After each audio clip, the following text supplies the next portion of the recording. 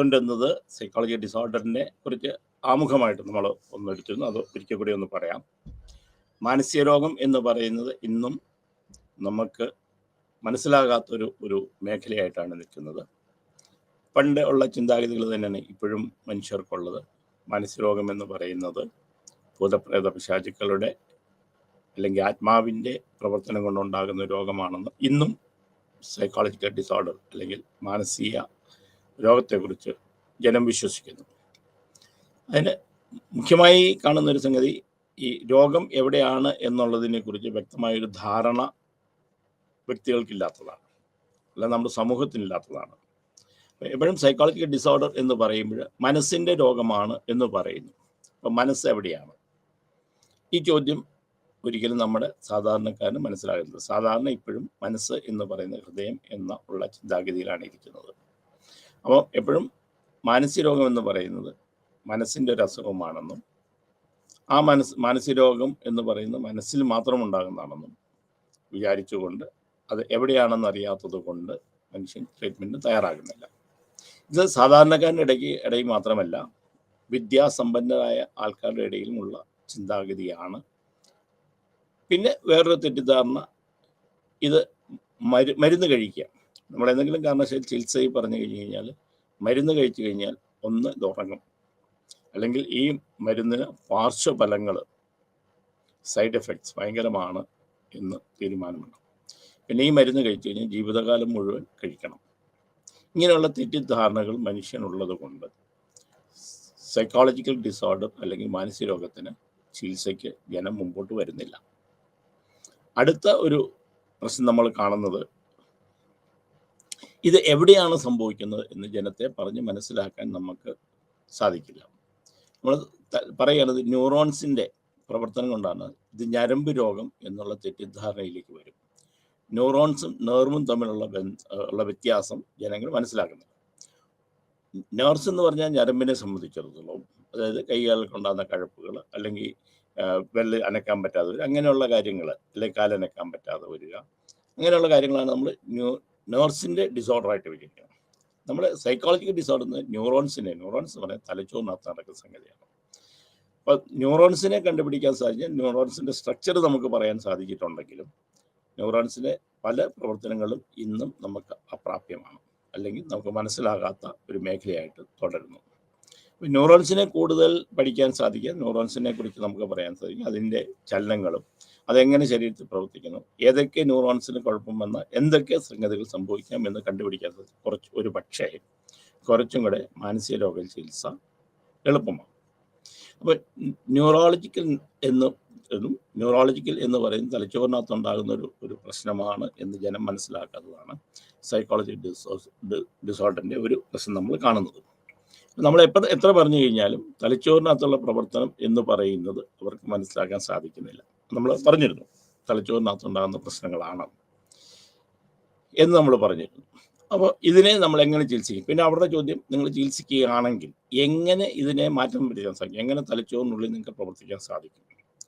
അതിനുള്ള മരുന്നുകൾ എങ്ങനെ പ്രവർത്തിക്കുന്നു, അല്ലെങ്കിൽ മരുന്നുകൾ ന്യൂറോൺസിനെ എങ്ങനെ അതിലെങ്ങനെ മാറ്റം വരുത്തുന്നു, അല്ലെങ്കിൽ അതിൻ്റെ പ്രവർത്തനങ്ങളെ എങ്ങനെ സ്വാധീനിക്കുന്നു എന്നുള്ളതിനെക്കുറിച്ച് വ്യക്തമായൊരു ധാരണ നമുക്ക് ജനങ്ങളുടെ മുമ്പിലേക്ക് പകർന്നു കൊടുക്കാൻ സാധിക്കുന്നില്ല. പിന്നെ ഏത് മരുന്ന് കഴിച്ചാലും സൈഡ് എഫക്റ്റിനെക്കാട്ടും കൂടുതൽ വണ്ണം വെക്കും, അല്ലെങ്കിൽ ശരീരം തളർന്നു പോകും, ഉറങ്ങിക്കിടക്കുന്നതാണ്, ഇങ്ങനെയുള്ള ധാരണ വന്നിരിക്കുന്നതുകൊണ്ട് ഈ പ്രവർത്തിക്കുന്ന മരുന്നുകൾ ഏത് രീതിയിൽ എങ്ങനെയൊക്കെ പ്രവർത്തിക്കുന്നു എന്നുള്ളതിനെക്കുറിച്ച് ജനത്തിന് എത്ര പറഞ്ഞാലും മനസ്സിലാകാത്തത് നമ്മുടെ സൈക്കോളജിക്കൽ ഡിസോർഡേഴ്സിൻ്റെ ഒരു ഭാഗമാണ്. പിന്നെ തെറ്റിദ്ധാരണകൾക്ക് എന്നും അടിമപ്പെട്ടിരിക്കുന്ന, അതായത് മാനസിക രോഗം വന്നു കഴിഞ്ഞു കഴിഞ്ഞാൽ അതൊരിക്കലും മാറില്ല എന്നുള്ളതും, അത് അടുത്ത തലമുറയ്ക്ക് നിർബന്ധമായും വരുമെന്നും എന്നുള്ള തെറ്റിദ്ധാരണ ഉള്ളത് കൊണ്ടും, കൂടാതെ ചികിത്സാ രീതികൾ, പണ്ടുള്ള ചികിത്സാ രീതികൾ എന്ന് പറയുന്നത് കണ്ടിരിക്കുന്നിടത്തോളം കാലം ഭൂതപ്രേതങ്ങളെ ഒഴിപ്പിക്കുക, അങ്ങനെയുള്ള പൂജാതി കർമ്മങ്ങൾ ചെയ്യുക. അതല്ല എന്നുണ്ടെങ്കിൽ ശരീരത്തിനകത്ത് അടിക്കുക, അല്ലെങ്കിൽ ശരീരത്തിന് വേദനകൾ ഉണ്ടാക്കുക, അങ്ങനെ ഉള്ള സംഗതികളിലൂടെ ശരീരത്തിൽ ബാധിച്ചിരിക്കുന്ന പ്രേതങ്ങളെ പുറത്തിറക്കാനായിട്ടുള്ള പരിപാടികൾ ചെയ്യുന്നു എന്നുള്ളത് വന്നു കഴിയുമ്പോൾ അതും ഇന്നും ഇങ്ങനെ ഒരു ചിന്താഗതി ഉണ്ടായിട്ടുണ്ട്.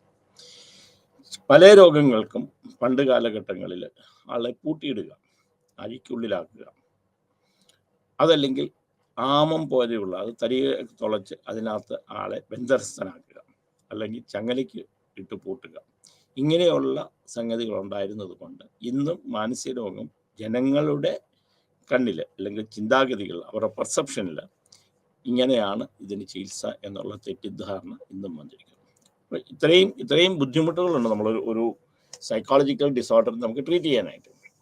പിന്നെ വേറൊരു കാര്യം, നമ്മൾ ഒരു സൈക്കോളജിക്കൽ നമ്മൾ വരുമ്പം ഇതിൻ്റെ തമ്മിലുള്ള വ്യത്യാസങ്ങൾ വളരെ വളരെ നേരിയ വ്യത്യാസങ്ങളിലൂടെ ഇതിൻ്റെ രോഗനിർണയത്തിൽ തന്നെ ചിലപ്പോഴും പ്രശ്നം ഉണ്ടാകാറുണ്ട്. പിന്നെ ഇതിന് തെളിവ് നമുക്ക് പലപ്പോഴും പല കാര്യങ്ങൾക്കകത്തും വരെ, ഇപ്പം ഡയബറ്റിക് ആണ്, നമ്മൾ ബ്ലഡ് ടെസ്റ്റ് ചെയ്തിട്ട് നമുക്ക് അതിന് റിസൾട്ട് കൊടുക്കാം. ക്യാൻസർ ആണ്, അല്ലെങ്കിൽ ബയോപ്സി ചെയ്തിട്ട് നമുക്ക് റിസൾട്ട് കൊടുക്കാം. അല്ലെങ്കിൽ പ്രഷർ കൂടുതലാണ്, പ്രഷർ ചെക്ക് ചെയ്തിട്ട് കൊടുക്കാം. പക്ഷേ ഇങ്ങനെ സൈക്കോളജിക്കൽ ഡിസോർഡേഴ്സിന് നമുക്ക് ചെയ്യാൻ പറ്റാത്തത് നമ്മൾ നെഗറ്റീവാണ്. കാരണം എപ്പോഴും ചികിത്സാ രീതിയിൽ ഇത് മുമ്പോട്ട് വരുന്നുണ്ട്, ഒരു പ്രശ്നമായിട്ട് മുമ്പോട്ട് നിൽക്കുന്നുണ്ട്. പിന്നെ കോഗ്നേഷൻ, അല്ലെ അവളുടെ പെർസെപ്ഷൻ, അല്ലെ തിങ്കിങ്, അല്ലെ ചിന്താരീതികൾ, അവരുടെ പ്രവർത്തനങ്ങൾ, അതിനെക്കുറിച്ചുള്ള വിലയിരുത്തലുകൾ, ഇതിനെ മാറ്റം വരുത്താൻ വേണ്ടി നമ്മൾ ചികിത്സ ചെയ്യുമ്പോഴും എങ്ങനെയാണ് ഇതിനെ മാറ്റം വരുത്തുക എന്നുള്ളൊരു ധാരണ മനുഷ്യനുണ്ട്.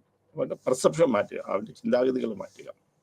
അപ്പോൾ പിന്നെ പാരമ്പര്യമായിട്ട് ഇതെങ്ങനെ വരുന്നു, അല്ലെങ്കിൽ പാരമ്പര്യം എന്ന് പറഞ്ഞാൽ പലപ്പോഴും ഇപ്പോഴും ഞാനൊക്കെ കണ്ടുവരുന്നത്, പാരമ്പര്യം എന്ന് പറഞ്ഞു കഴിഞ്ഞാൽ എനിക്കോ എൻ്റെ ഭർത്താവിനോ, അല്ലെങ്കിൽ ഒരു കുട്ടിക്ക് അസുഖമായിട്ട് വന്നു കഴിഞ്ഞാൽ ഭർത്താവിനോ ഭാര്യയ്ക്കോ, അതായത് അച്ഛനോ അമ്മയ്ക്കോ അസുഖമില്ലായിരുന്നു, പിന്നെ എങ്ങനെ കുട്ടിക്ക് വരും?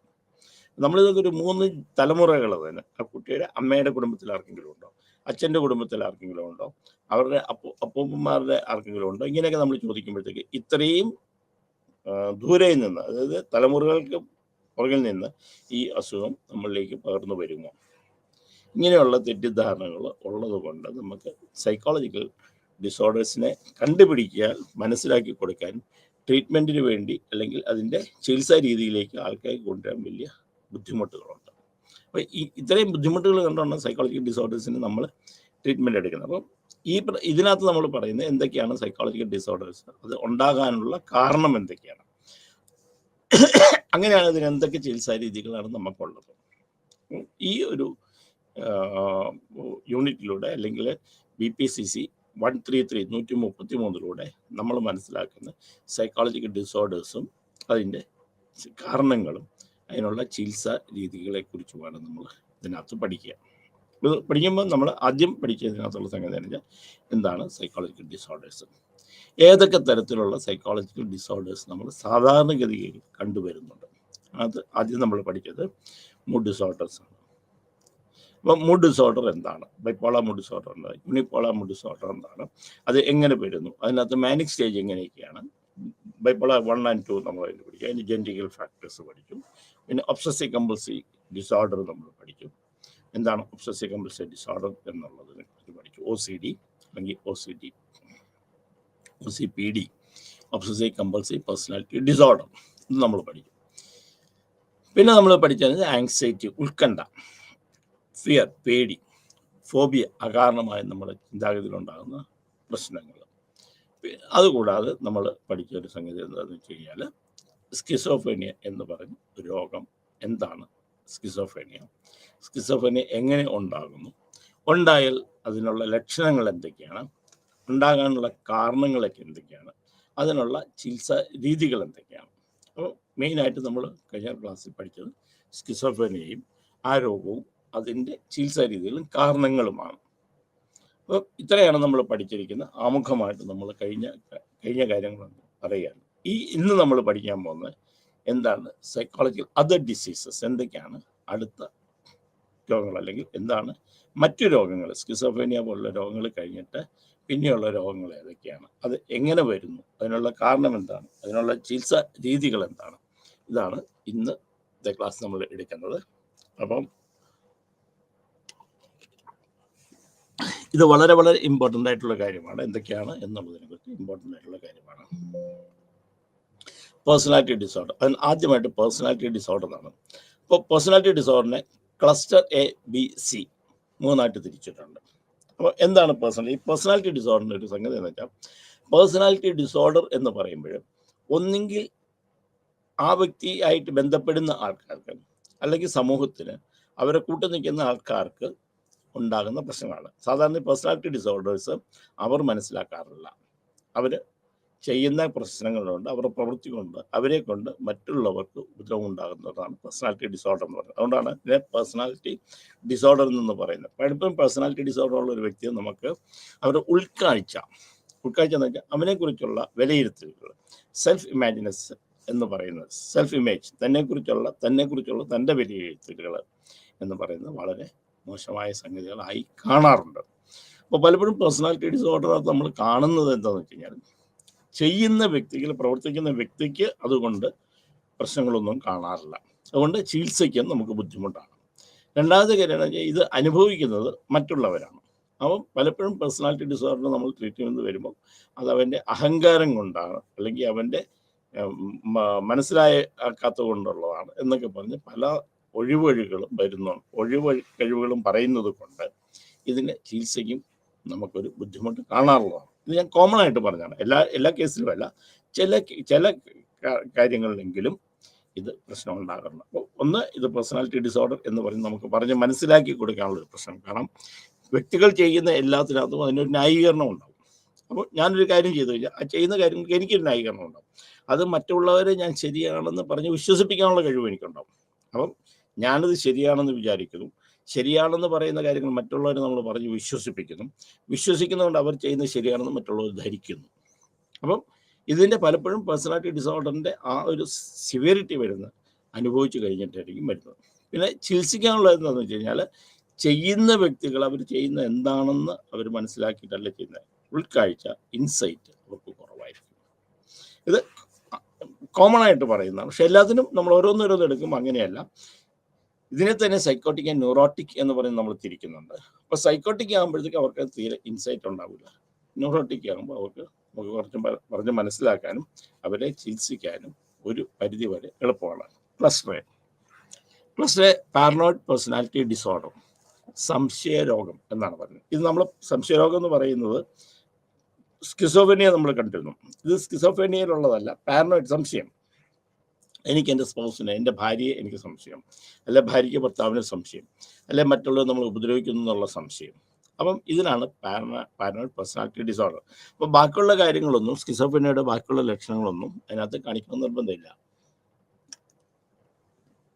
ജോലിക്ക് പോകാനായിട്ട് കുഴപ്പമുണ്ടാകുന്നില്ല, അയാൾ സോഷ്യലൈസേഷന് ആൾക്കാരുമായിട്ട് ചേരാനായിട്ട് പ്രശ്നങ്ങളുണ്ടാവില്ല, ഒരു ഉൾവലിവെന്ന് പറയുന്ന രോഗം ചിലപ്പോൾ ഉണ്ടാകണമെന്നില്ല, ഉണ്ടാകാതിരിക്കാം, സോഷ്യലൈസേഷൻ ഉണ്ടാകാതിരിക്കാം.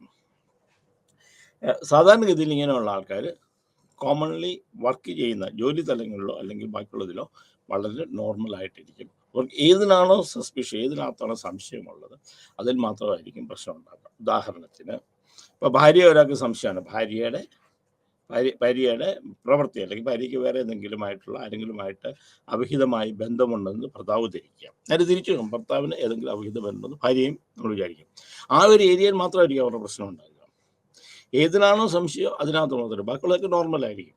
എനിക്ക് ഒരു ലേഡി, അവർ ഡയറക്ടറാണ്, ഒരു വലിയ നമ്മുടെ ഒരു ഗവൺമെൻറ് ഇൻസ്റ്റിറ്റ്യൂഷൻ്റെ ഡയറക്ടറാണ്. നല്ല ജോലി ചെയ്യുന്നുണ്ട്, ആൾക്കാർക്കായിട്ട് ഒരു കുഴപ്പമില്ല, ആൾക്കാരുമായിട്ടെല്ലാവരും അവർ ജോലി കാര്യത്തിനകത്തോ അവർ പോകുന്നതിനോ യാത്ര ചെയ്യുന്ന ആൾക്കാരായിട്ട് സംസാരിക്കുന്നതിനോ അവർക്ക് യാതൊരു ബുദ്ധിമുട്ടില്ല. അവർക്ക് സംശയം ഭർത്താവിനെയാണ്. അപ്പം ഭർത്താവുമായിട്ടുള്ള യാതൊരു ബന്ധവും ഇല്ലാന്ന് മാത്രമല്ല, അത് വീട്ടിൽ നിന്ന് മാറി താമസിക്കുന്നുണ്ട്. അവർ പറഞ്ഞുകൊണ്ടിരിക്കുന്നത് ഭർത്താവ് ശരിയല്ല, ഭർത്താവിൻ്റെ അന്യ സ്ത്രീയോ അങ്ങനെയുള്ള ബന്ധങ്ങളല്ല, ഭർത്താവ് എന്നെ കൊല്ലാൻ ശ്രമിക്കുന്നു, എനിക്ക് വിഷം തരാനായിട്ട് ശ്രമിക്കുന്നു, എന്നെ ഇത് നമ്മൾ മനസ്സിലാക്കണം. ശരിയാണോ തെറ്റാണോ എന്നുള്ളതിനെ കുറിച്ച് നമ്മൾ നോക്കണം. കാരണം എന്താ വെച്ച് കഴിഞ്ഞാൽ പറഞ്ഞതുകൊണ്ട് മാത്രം നമ്മൾ തെറ്റായിട്ട് എടുക്കാൻ പറ്റില്ല. ഇവർ പറഞ്ഞതുകൊണ്ട് ഇതുകൊണ്ട് പാരനോയിഡ് ആണെന്ന് എടുക്കാൻ പറ്റില്ല. നമ്മൾ അതിനകത്ത് ഇൻ്റർവ്യൂ നടത്തി ഇവർക്ക് യഥാർത്ഥത്തിൽ ഇത് സംശയമാണോ. ഇവിടെ കണ്ടുപിടിക്കാൻ അവർ പറഞ്ഞത്, എന്നെ കൊല്ലാൻ വേണ്ടി ബാത്റൂമിലൂടെ ജനൽ തുറന്നിട്ട് അതിനകത്തൂടെ എനിക്ക് സ്പ്രേ ചെയ്യുന്നുണ്ട്. അപ്പോൾ നമുക്ക് അതിൻ്റെ ജെനുവിനിറ്റി എത്രയോ നോക്കണം. അവിടെ പറയുന്ന കാര്യം, ഇയാൾ അഗ്രികൾച്ചറിൽ ജോലി ചെയ്യുന്ന, അവിടെ കണ്ടമാനം കീടനാശിനികളുണ്ട്, ഇയാൾക്ക് ഇതിനെക്കുറിച്ച് അറിയാം. ശരി, നമുക്കൊന്നും പറയാൻ പറ്റില്ല. ഞാൻ കഴിക്കുന്ന ആഹാരത്തിനകത്ത് ഒരു വിഷം കലർത്തുന്നുണ്ട്, പക്ഷെ ഞാൻ അറിയാതെ കഴിക്കുന്നുണ്ട്, എൻ്റെ ശരീരം മുഴുവൻ പോയിസണാണ്, എൻ്റെ ശരീരം മുഴുവൻ വിഷാംശം കടന്നിരിക്കുന്നതാണ്. അപ്പോൾ അവിടെ നമുക്കൊരു സംശയിക്കാനുള്ള ഒരു ചെറിയ മാർഗം കാണുന്നുണ്ട്. അടുത്ത അവർ പറഞ്ഞ സംഗതി എന്ന് വെച്ചാൽ, ഞാൻ രാവിലെ നോക്കുമ്പോൾ എൻ്റെ കണ്ണിൽ മരുന്നൊഴിച്ചിട്ട് എന്നെ കൊല്ലാൻ ശ്രമിക്കുകയായിരുന്നു. അപ്പോൾ ഇന്ന് മനസ്സിലായി, ഇത് മരുന്നിൽ കണ്ണിൽ മരുന്നൊഴിച്ചിട്ട് കൊല്ലുന്ന മരുന്നുണ്ടോ എന്ന് ചോദിച്ചു കഴിഞ്ഞാൽ അവർക്ക് അതിന് ഉത്തരവില്ല. രണ്ടാമത്, നിങ്ങളെ ജനലിൽ കൂടെ അടിച്ച് നിങ്ങൾക്ക് ജനലിൽ കൂടെ ഇങ്ങനെ വിഷം അടിച്ചാൽ നിങ്ങൾ മരിക്കുമോ എന്ന് ചോദിക്കുമ്പോൾ അവർ ചോദിക്കുന്ന ചോദ്യം, അത് ഡോക്ടർ എങ്ങനെ പറയുന്നത്, പാമ്പിനും ജനലിൽ കൂടെ ഇറങ്ങിയിട്ട് നമ്മളെ കടിച്ചു കൊന്ന കേസുകളില്ലേ? അപ്പോൾ അവർ പ്രൂഫ് വെക്കുകയാണ്, നമ്മുടെ മുമ്പ് പ്രൂഫ് വെക്കുക. അപ്പം ഓൾവേസ് ഈ പാരനോയ്ഡ് പേഴ്സണാലിറ്റി ഡിസോർഡറിൻ്റെ ഒരു കുഴപ്പമെന്ന് വെച്ചാൽ, അവർ വിത്ത് പ്രൂഫായിരിക്കും മുമ്പിൽ വരും. നമുക്ക് ചലഞ്ച് ചെയ്യാൻ പറ്റാത്ത ഉള്ള രീതിയിലുള്ള പ്രൂഫായിരിക്കും അവർ വെക്കുന്നത്. അത് അവർ നമ്മളെ സാധാരണക്കാരനെ അവർക്ക് കൺവിൻസ് ചെയ്യാൻ സാധിക്കും. നമ്മുടെ ജോലിയാണ് അത് പാരനോയ്ഡ് ആണോ അല്ലയോ എന്ന് കണ്ടുപിടിക്കുക. സംശയരോഗമാണ് ആദ്യത്തെ നമ്മുടെ paranoid personality disorder. Schizoid personality disorder നമ്മൾ പറഞ്ഞു, സ്കിസോഫ്രീനിയ പഠിച്ചു. അപ്പോൾ സ്കിസോഫ്രീനിയയുടെ പല ലക്ഷണങ്ങളും കാണിക്കും. പക്ഷെ അത് സ്കിസോഫ്രീനിയായിട്ട് ആൾ നോർമലായിട്ട് വർക്ക് ചെയ്യും. ഇതൊക്കെ നമ്മൾ ആലോചിക്കും, പേഴ്സണാലിറ്റി ഡിസോർഡറിനകത്ത് ആൾ വളരെ നോർമലായിട്ട് വർക്ക് ചെയ്യും. പലപ്പോഴും ഇന്റർപേഴ്സണൽ റിലേഷൻഷിപ്പിലൊന്നും പല പ്രശ്നങ്ങളിനകത്ത് ഇന്റർപേഴ്സണൽ റിലേഷൻഷിപ്പിനകത്തൊന്നും വ്യക്തമായിട്ട് ചേരാനോ സോഷ്യലൈസേഷനോ അങ്ങനെയുള്ള സംഗതികളൊന്നും ഒരു കുഴപ്പമുണ്ടാകും. അപ്പോൾ സ്കിസോയിഡ് പേഴ്സണാലിറ്റി, ഇപ്പോൾ സ്കിസിൻ്റെ കുറേ ലക്ഷണങ്ങളുണ്ടാകും. പക്ഷെ അത് പരിപൂർണമായിട്ട് സ്കിസിലേക്ക് പെടുത്താൻ നമുക്ക് പറ്റുകയില്ല. ദെൻ സിസോടൈപ്പിക്കൽ പേഴ്സണാലിറ്റി ഡിസോർഡർ, ഇത് അതുപോലെ തന്നെയാണ്. ഇതൊരു ബിഹേവിയറൊക്കെ എങ്ങനെയുള്ള കാണിക്കും, പക്ഷെ അതിനകത്ത് ഇതുണ്ടാകും, ഫ്ലാറ്റ് അഫെക്ഷൻ ആയിരിക്കും, അത് അഫക്റ്റ് ഉണ്ടാകില്ല. നമ്മൾ ആലുമായിട്ട് ഇടപെടുമ്പം യാതൊരുവിധ അഫക്റ്റും ഉണ്ടാകില്ല. അപ്പം മറ്റേത് ലക്ഷണങ്ങൾ കാണിക്കുന്നത് ഇത് അഫക്റ്റും വളരെ മോശമായിരിക്കും. അതാണ് schizotypical personality disorder. Cluster B എന്ന് പറയുന്നത് ഹിസ്ട്രിയോണിക് പേഴ്സണാലിറ്റി ഡിസോർഡർ. ഹിസ്ട്രിയോണിക്കും ഹിസ്റ്റീരിക് പേഴ്സണാലിറ്റി ഡിസോർഡർ ഉണ്ട്. രണ്ടും നമ്മളോട് വ്യത്യാസം ആദ്യം പറഞ്ഞേക്കാം. ഹിസ്ട്രിയോണിക് പേഴ്സണാലിറ്റി എന്ന് പറഞ്ഞു കഴിഞ്ഞാൽ നമ്മൾ ഉണ്ടാകുന്ന ഒരു അസുഖവും അവരുടെ ബിഹേവിയർ വെച്ചിട്ടാണ് അത് ഹിസ്ട്രിയോണിക് പേഴ്സണാലിറ്റി ഡിസോർഡർ ആണോ എന്നറിയുന്നത്. അപ്പോൾ ഹിസ്ട്രിയോണിക് പേഴ്സണാലിറ്റി ഡിസോർഡർ ഉണ്ടാകുന്ന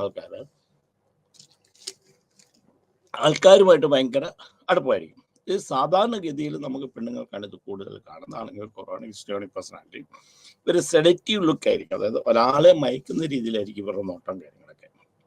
അപ്പോൾ ഒരാളുമായിട്ട് ഇടപെടുമ്പോൾ ഇവർക്ക് തോന്നും ഈ ആൾ നമുക്ക് കൂടുതൽ നമുക്ക് അടുക്കുന്നതാണ്, നമുക്ക് ഇയാളെ സെക്ഷലി നമുക്ക് യൂസ് ചെയ്യാം എന്നൊക്കെ പറഞ്ഞ് തോന്നും. പക്ഷേ അവർക്ക് അങ്ങനെയില്ല. അവർക്കൊരു എമോഷണൽ അറ്റാച്ച്മെന്റ് എന്ന് പറയുന്നത് വളരെ കുറവായിരിക്കും ഹിസ്ട്രിയോണിക് പേഴ്സണാലിറ്റി ഡിസോർഡർ. ഇതാണ് അത് ചെയ്യുന്നത്. പിന്നെ അവരുടെ മാനറിസം, അവരുടെ നോട്ടം, അവരുടെ വേഷം, അവർ നടക്കുന്നത്, അവരുടെ ആക്ട്, ഇതൊക്കെയാണ് നമ്മൾ ഹിസ്ട്രിയോണിക് പേഴ്സണാലിറ്റി ഡിസോർഡറെ കണ്ടുപിടിക്കാനായിട്ട് നമ്മൾ ഉപയോഗിക്കുകയാണ്. നമ്മൾ പറയുന്ന ഒരു ലക്ഷണം ഒരു കൂടെ നാക്ക് ഇങ്ങനെ ഇട്ട് കാണിക്കും, അതായത് അല്ലെങ്കിൽ നോട്ടം അങ്ങനെ ആയിരിക്കും. ഇതാണ് ഹിസ്ട്രിയോണിക് പേഴ്സണാലിറ്റി ഡിസോർഡർ പറയുന്നത്. Hysteric personality disorder that is conversion disorder തന്നെയാണ്. അതെന്നു വെച്ച് കഴിഞ്ഞാൽ ആൾക്കാർ എന്തെങ്കിലുമൊക്കെ പറയുമ്പോഴത്തേക്ക് ഒന്നെങ്കിൽ ഇടയ്ക്കിടയ്ക്ക് തലകറങ്ങി വീഴുക, ബോധക്കേട് പോലെ കാണിക്കുക, അപസ്മാരം പോലെയുള്ള ലക്ഷണങ്ങൾ കാണിക്കുക. കാരണം അപസ്മാരം ഒന്നും ഉണ്ടാവില്ല, പക്ഷെ അപസ്മാരം പോലെയുള്ള ലക്ഷണങ്ങൾ കാണിക്കുക. അതാണ് ഹിസ്റ്റീരിക് പേഴ്സണാലിറ്റി ഡിസോർഡർ. ഇത് ഹിസ്ട്രിയോണിക് പേഴ്സണാലിറ്റി ഡിസോർഡർ. മെയിനായിട്ട് ഹിസ്ട്രിയോണിക് പേഴ്സണാലിറ്റി ഡിസോർഡർ അവരുടെ മാനറിസവും അവരുടെ മൂവ്മെൻറ്റ്സും അല്ലെങ്കിൽ അവരുടെ ടോക്കിലുമൊക്കെ കൂടി ആയിരിക്കും നമ്മൾ ചെയ്യുന്നത്. അവർക്ക് അറ്റാച്ച്മെൻ്റ് എന്ന് പറയുന്നത് വളരെ കുറവായിരിക്കും. നാർസിസ്റ്റിക് പേഴ്സണാലിറ്റി ഡിസോർഡർ, ഇതൊരു ഗ്രീക്ക് മിത്തോളജിയിൽ നിന്നുണ്ടായ ഒരാളാണ്. ഒരു രാജാവ് അവരുടെ ശരീരത്തെ തന്നെ സ്നേഹിക്കുക, എൻ്റെ ശരീരത്തെ തന്നെ സ്നേഹിക്കുക. അപ്പം ഇത് സെൽഫായിരിക്കും കൂടുതൽ. അപ്പോൾ സെൽഫ് ഇമേജിനെ കുറിച്ച് നമ്മുടെ ഈഗോ കൂടുതൽ, ഞാൻ വലിയൊരാളാണെന്ന് തോന്നുന്നു, എനിക്ക് എന്തൊക്കെയോ ഗുണമുണ്ടെന്ന് തോന്നുക. Always looking at to the same person, നമ്മളിലേക്ക് തന്നെ നമ്മൾ നോക്കുകയാണ്. അപ്പോൾ ഇത് കാണുന്നത് തന്നെ ഈ രാജാവിൻ്റെ കഥ പറയുന്നത്, രാജാവ് വെള്ളത്തിലേക്ക് നോക്കിക്കൊണ്ട് തൻ്റെ പ്രതിച്ഛായയെ കണ്ട് അവർ കൂടുതൽ ഉന്മേഷവാനായി അല്ലെങ്കിൽ പുളകം കൊണ്ടു എന്നുള്ളതാണ് നമ്മൾ പറയുന്നത്. അപ്പം നാർസിസ്റ്റിക് പേഴ്സണാലിറ്റി ഡിസോർഡർ എന്ന് പറയുന്നത് സെൽഫ് ഇമേജ് ഒരു ഓവർ എക്സാജറേറ്റ്, ഒരു പതിവിലും കൂടുതൽ അല്ലെങ്കിൽ നമ്മൾ വിചാരിക്കുന്നതിലും കൂടുതൽ നമ്മളെ കാണുന്ന, നമ്മളെ ശരീരത്തിൽ സ്നേഹിക്കുന്ന, പെരുമാറ്റം അങ്ങനെ അറിയുന്ന ഒരു പേഴ്സണാലിറ്റി ഡിസോർഡറാണ് narcissistic personality disorder. Anti social personality disorder. Anti social personality disorder എന്ന് പറയുമ്പോൾ ആൻറ്റി സോഷ്യൽ ബിഹേവിയർ എന്ന് പറയാം, നിയമത്തിന് എതിരായിട്ട് പെരുമാറുക. ഇവരെ മെയിനായിട്ട് കാണുന്നതെന്ന് വെച്ചാൽ ഇവർക്ക് ലോ ബ്രേക്ക് ചെയ്യാനായിട്ട് എപ്പോഴും താല്പര്യം കൂടുതലായിരിക്കും. കഞ്ചാവ് ഉപയോഗിക്കുക, മയക്കുമരുന്നുകൾ ഉപയോഗിക്കുക, സൊസൈറ്റിയുടെ നിയമത്തിനെതിരായിട്ട് ഇരിക്കുക, വയലൻസ് നമ്മൾ ചെയ്യുക, അങ്ങനെയൊക്കെയുള്ള ഒരു പേഴ്സണാലിറ്റി ഡിസോർഡറാണ് ആൻറ്റി സോഷ്യൽ പേഴ്സണാലിറ്റി. ആ പേര് തന്നെ നിങ്ങൾ മനസ്സിലാക്കുക, സൊസൈറ്റിക്ക് അംഗീകരിക്കാൻ പറ്റാത്ത, സമൂഹത്തിന് അംഗീകരിക്കാൻ പറ്റാത്ത, നിയമത്തിന് അംഗീകരിക്കാൻ പറ്റാത്ത ഇങ്ങനെയുള്ള സാധനങ്ങളാണ് ആൻറ്റി സോഷ്യൽ പേഴ്സണാലിറ്റി ഡിസോർഡർ എന്ന് പറയുന്നത്. ഇത് നമ്മൾ കണ്ടുപിടിക്കുക എപ്പോഴും നമ്മൾ ആലോചിക്കുക സാധാരണഗതിയിൽ ഇത് ചെറുപ്പത്തിൽ തന്നെ നമുക്ക് മനസ്സിലാക്കാൻ സാധിക്കും. പക്ഷെ ഇത് സാധാരണഗതിയിൽ നമ്മൾ ഐഡൻറ്റിഫൈ ചെയ്യുന്ന 18 വയസ്സും കഴിഞ്ഞിട്ടാണ് മേജർ ആയിട്ടാണ് ആൻറ്റി സോഷ്യൽ പേഴ്സണാലിറ്റി ഡിസോർഡർ ഉണ്ടാകുക. ഇവർ നിയമലംഘനം, നമുക്ക് പെട്ടെന്ന് നിയമലംഘനമാണ് ഏറ്റവും കൂടുതൽ നമ്മൾ പറയുക. പിന്നെ റിസ്ക് കണ്ടമാൻഡ് എടുക്കാനാണ്, നിയമത്തിന് അഗൻസ്റ്റ് ആയിട്ട് കാര്യങ്ങൾ ചെയ്യാൻ വേണ്ടി റിസ്ക് എടുക്കാൻ തയ്യാറാകുക ആണ് anti social personality disorder. Borderline personality, ഈ ബോർഡർലൈൻ പേഴ്സണാലിറ്റി ഡിസോർഡർ 2 സംഗതികളും കാണിക്കും. ചിലപ്പോൾ അവർ മൂഡ് ഡിസോർഡർ കാണിക്കും, ചിലപ്പോൾ മൂഡ് ഡിസോർഡർ നോർമലായിട്ട് കാണിക്കും, ചിലപ്പോൾ അവർ ഡൗൺ ആയിട്ട് കാണിക്കും, ചിലപ്പോൾ അപ്പറായിട്ട് കാണിക്കും. അപ്പം ബോർഡർ ലൈനാണ്, അങ്ങോട്ടോ ഇങ്ങോട്ടോ പോകാം. നമുക്കൊരു ഒരു ഒരു ഏതാണെന്നുള്ളതിനെ കുറിച്ച് നമുക്കൊരു വ്യക്തമായ ധാരണ തരാവുന്നതാണ് ബോർഡർ ലൈൻ പേഴ്സണാലിറ്റി ഡിസോർഡർ. അതായത് അത് സൈക്കോട്ടിക് ഫീച്ചേഴ്സും ന്യൂറോട്ടിക് ഫീച്ചേഴ്സും അവർ കാണിക്കുന്നുണ്ടാവും. ഇതിൻ്റെ രണ്ടിൻ്റെയും കൂടെ ഇടയ്ക്കുള്ള ഒരു സംഗതിയാണ് വരുന്നത്. അത് ചില സമയത്ത് ഇറ്റ്സ് വെരി നോർമൽ, ചില സമയത്ത് അപ്പ് നോർമൽ, ചില സമയത്ത് ഇൻസൈറ്റ് ഉണ്ടാകും, ചില സമയത്ത് അവർക്ക് ഇൻസൈറ്റ് ഉണ്ടാകില്ല. അപ്പം ഇങ്ങനെയുള്ള സംഗതിയാണ് that is called borderline personality disorder എന്ന് പറയുന്നത്. Then cluster C, avoidant personality disorder. Avoidant personality എന്ന് വെച്ചാൽ ഒഴിവാക്കുക. എന്ത് കണ്ടു കഴിഞ്ഞാൽ റെസ്പോൺസിബിലിറ്റി ഏറ്റെടുക്കുകയാണ്. നമ്മൾ അവിടെ വരുമ്പോഴത്തേക്കും നമ്മൾ പറയുന്നത് കൈ കഴുകുക. നമ്മൾ ഞാൻ ഇതിനകത്ത് എൻ്റെ ഈ രക്തത്തിൽ എനിക്ക് പങ്കില്ല എന്ന് പറഞ്ഞ് കൈ കഴുകുന്ന പോലെ ഏത് സംഗതികൾ വന്നാലും നമ്മൾ അതിൽ നിന്ന് ഒഴിവാക്കാം. ഞാൻ ഇവരെ ഞാൻ എനിക്ക് മനസ്സിലാക്കാൻ വേണ്ടി പറയാം, ഉറുമ്പുകളോടാണ് ഞാൻ പറയുന്നത്. കാരണം ഒരു സെറ്റ് ഓഫ് ഉറുമ്പുകൾ, ഒരു ഉറുമ്പുകളുടെ ഒരു ജാഥ നമ്മളിങ്ങനെ വരിക. ജാഥ ഇങ്ങനെ ഉറുമ്പുകൾ ഇങ്ങനെ എവിടെയെങ്കിലും പോകുമ്പോൾ അത് വരിയായിട്ടാണ് പോയിക്കൊണ്ടിരിക്കുക. നമ്മൾ അവിടെ ഒരു കല്ല് വെച്ചിരിക്കുക. ശ്രദ്ധിച്ചിട്ടുണ്ടോ എന്ന് എനിക്കറിയില്ല. ഞാനിതൊന്നും ഈ പേഴ്സണാലിറ്റി ഡിസോർഡർ മനസ്സിലാക്കാൻ വേണ്ടി പറയുകയാണ്. ഇത് ബുക്കിനകത്ത് അങ്ങനെയുള്ള കാര്യങ്ങളില്ല, പക്ഷെ എന്താണെന്നുള്ളത് നിങ്ങൾ മനസ്സിലാക്കാൻ വേണ്ടി ഞാൻ നിങ്ങൾക്ക് വേണ്ടി പറഞ്ഞു തരികയാണ്. അപ്പോൾ ഈ അവോയ്ഡൻസ് പേഴ്സണാലിറ്റി എന്ന് പറയുമ്പോൾ നമ്മൾ ഉറുമ്പുകളല്ലോ, ഇതിങ്ങനെ ഉറുമ്പ് വരുമ്പോഴത്തേക്ക് ഇവിടെ ഒരു കല്ലിരിപ്പുണ്ടെങ്കിൽ ഉറുമ്പ് കല്ലിന് മുകളിൽ കൂടെ പോവുകയാണ്, ഇപ്പുറത്തെ സൈഡിൽ കൂടെ പോകും, മാറി പോകും. നമുക്കുള്ള രസമാണ്.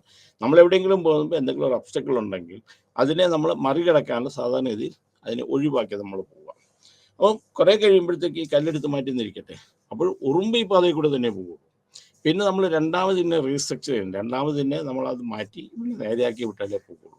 അപ്പം ഈ അവോയ്ഡൻറ്റ് പേഴ്സണാലിറ്റി ഡിസോർഡർ എന്ന് പറയുന്നതാണ് ആ പ്രശ്നങ്ങളുണ്ടാകുമ്പോൾ പതുക്കെ അതിനെ ഒഴിവായി, അല്ലെങ്കിൽ എന്തെങ്കിലും കാര്യങ്ങളുണ്ടാകുമ്പോൾ റെസ്പോൺസിബിലിറ്റി ഏറ്റെടുക്കില്ല, തിരിഞ്ഞ് അവിടെ നിന്ന് പോകണം. That is called avoidant personality disorder. Then dependent personality disorder. Dependent personality ഡിസോർഡറിനെ കുറിച്ച് ഞാൻ പറയുന്നതെന്ന് വെച്ചാൽ ഒരു ഇല പോലും താഴെ കിടന്നാൽ അവർ അത് ഏറ്റെടുക്കാൻ തയ്യാറാണ്, കുനിഞ്ഞെടുക്കാൻ തയ്യാറാകുകയാണ്. Always depending on other person. മറ്റുള്ളവർ എന്ത് കാര്യത്തിലും മറ്റുള്ളവരെ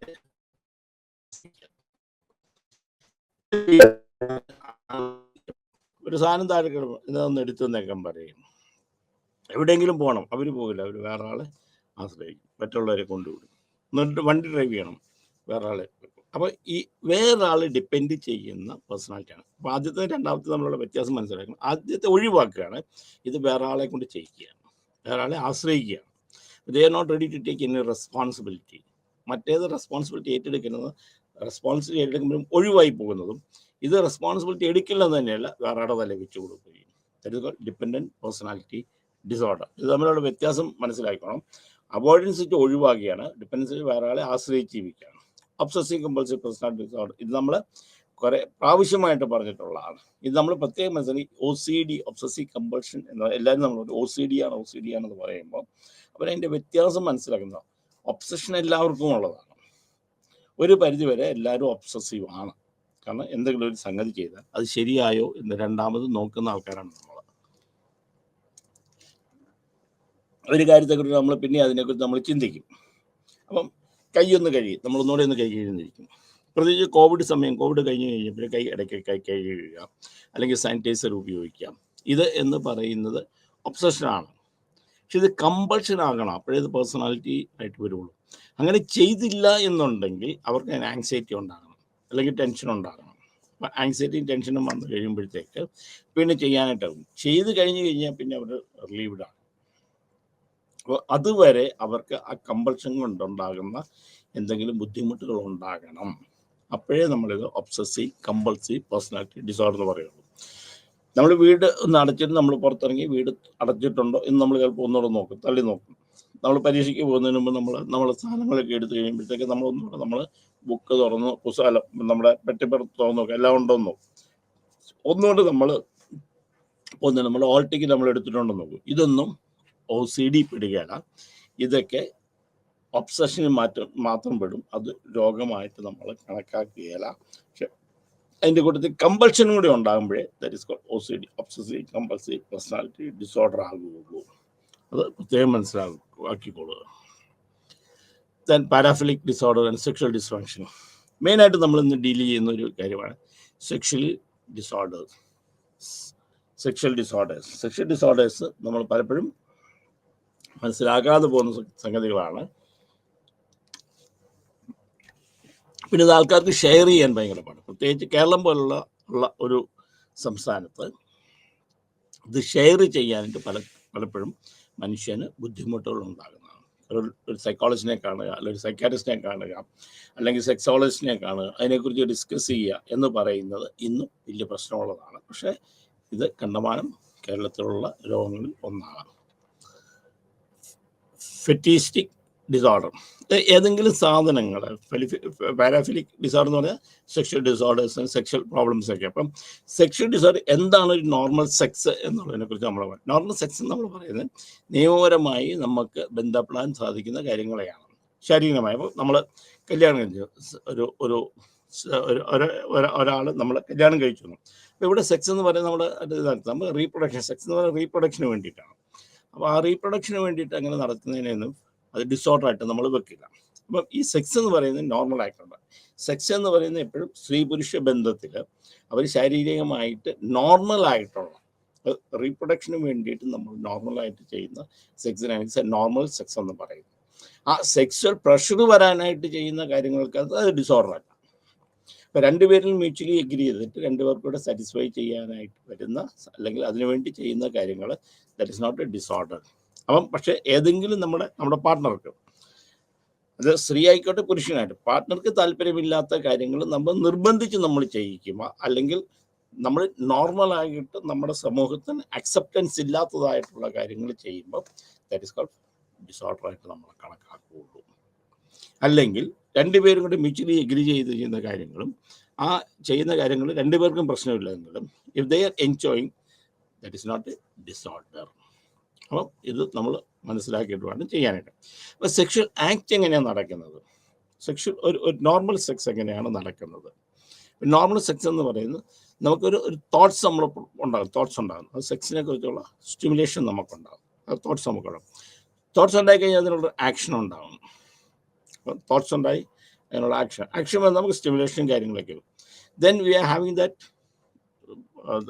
ദ വർക്ക്, ആക്ട് നടക്കുന്നു. അപ്പോൾ ആക്ട് നടക്കുക എന്ന് വെച്ച് കഴിഞ്ഞാൽ there is called foreplay ഒക്കെ വരുന്ന ആക്ട് പറഞ്ഞു. ദെൻ റിയലി പെനിട്രേറ്റിംഗ് എന്ത് ചെയ്യുക, വിജിനിലേക്ക് പെന്നീസ് എൻട്രി ചെയ്യുക, അത് അടുത്ത section. Then they are having the sex and when the ejaculation is over, that means orgasm is over, then they are leaved. ഇത്രയും stage അതിനകത്തുണ്ട്. അപ്പോൾ ഇത്രയും സ്റ്റേജ് കഴിയുമ്പോൾ that is called a sexual act. അപ്പോഴാണ് sex നടന്നതെന്ന് പറയുന്നത്. ഇതിന് എഗൻസ്റ്റായിട്ട് നമ്മൾ എപ്പോഴെങ്കിലും ചെയ്ത് കഴിഞ്ഞ് കഴിഞ്ഞാൽ, അല്ലെങ്കിൽ ഇതിന് ന്യായീകരണമല്ലാതെ തോന്നി ചെയ്ത് കഴിഞ്ഞ് കഴിഞ്ഞാൽ അത് എഗൻസ്റ്റ് റൂളാണ്, ദാറ്റ് ഇസ് എ ഡിസോർഡർ. അപ്പം ഇതിന് ഈ സൈക്കിൾ നമ്മൾ ഓർത്തിരിക്കണം. ആ തോട്ട്സ് നമ്മൾ ഉണ്ടാക്കുക, ദെൻ ദി സ്റ്റിമുലേഷൻ ഉണ്ടാക്കുക, ദെൻ ആക്ട് എന്ന് പറയുന്നത് സെക്സ് അല്ല, that's called foreplay and all. Then they are having the penetration, വിജിനയിലേക്ക് പെനിസ് കയറുന്നു. അത് കഴിഞ്ഞ് കഴിഞ്ഞാൽ then the act is there, then the orgasm, then orgasm is over, sex is over, then next stage. അപ്പോൾ ഇത്രയും കാര്യങ്ങളാണ് നമ്മളൊരു sex ആക്ടിനകത്ത് നടക്കുന്നത്. ഇത് ഫെറ്റിസ്റ്റിക് ഡിസോർഡർ എന്ന് വെച്ചാൽ നമ്മൾ വളരെ ഇതായിട്ട് തോന്നുന്നു, എന്തെങ്കിലും ഒബ്ജക്റ്റിനോട് നമുക്കുള്ള അട്രാക്ഷൻ, ഏതെങ്കിലും സാധാരണഗതിയിൽ ഇത് കാണുന്ന അണ്ടർ ഗാർമെൻറ്റ്സിനോടാണ് നമ്മൾ കാണുക, അത് എടുക്കുക, അത് കൊണ്ടുപോവുക, അതിനെ ഫാൻറ്റസൈസ് ചെയ്യുക, എന്നിട്ട് സെക്സ് ആക്ട് നടത്തുക.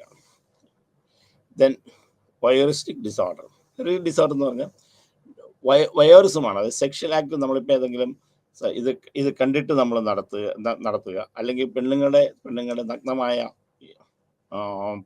പടം കണ്ടിട്ട് നടത്തുക, അല്ലെങ്കിൽ അങ്ങനെയുള്ള തോട്ട്സിലൂടെ നമ്മൾ ഉണ്ടാക്കുക, അങ്ങനെ സെക്ഷൽ റിയാക്ഷൻ ഉണ്ടാക്കുക, അത് കാണിക്കുക. കൂടുതലും നമ്മൾ ആക്ട് കാണുകയാണ്. കാരണം എന്താണെന്ന് വെച്ച് കഴിഞ്ഞാൽ ഇങ്ങനെയുള്ള പോൺസ് കാണുക, ഇങ്ങനെയുള്ള പടങ്ങൾ കാണുക, അങ്ങനെയുള്ളതാണ് വയറിസ്റ്റിക് ഡിസോർഡർ എന്ന് നമ്മൾ പറയുന്നത്.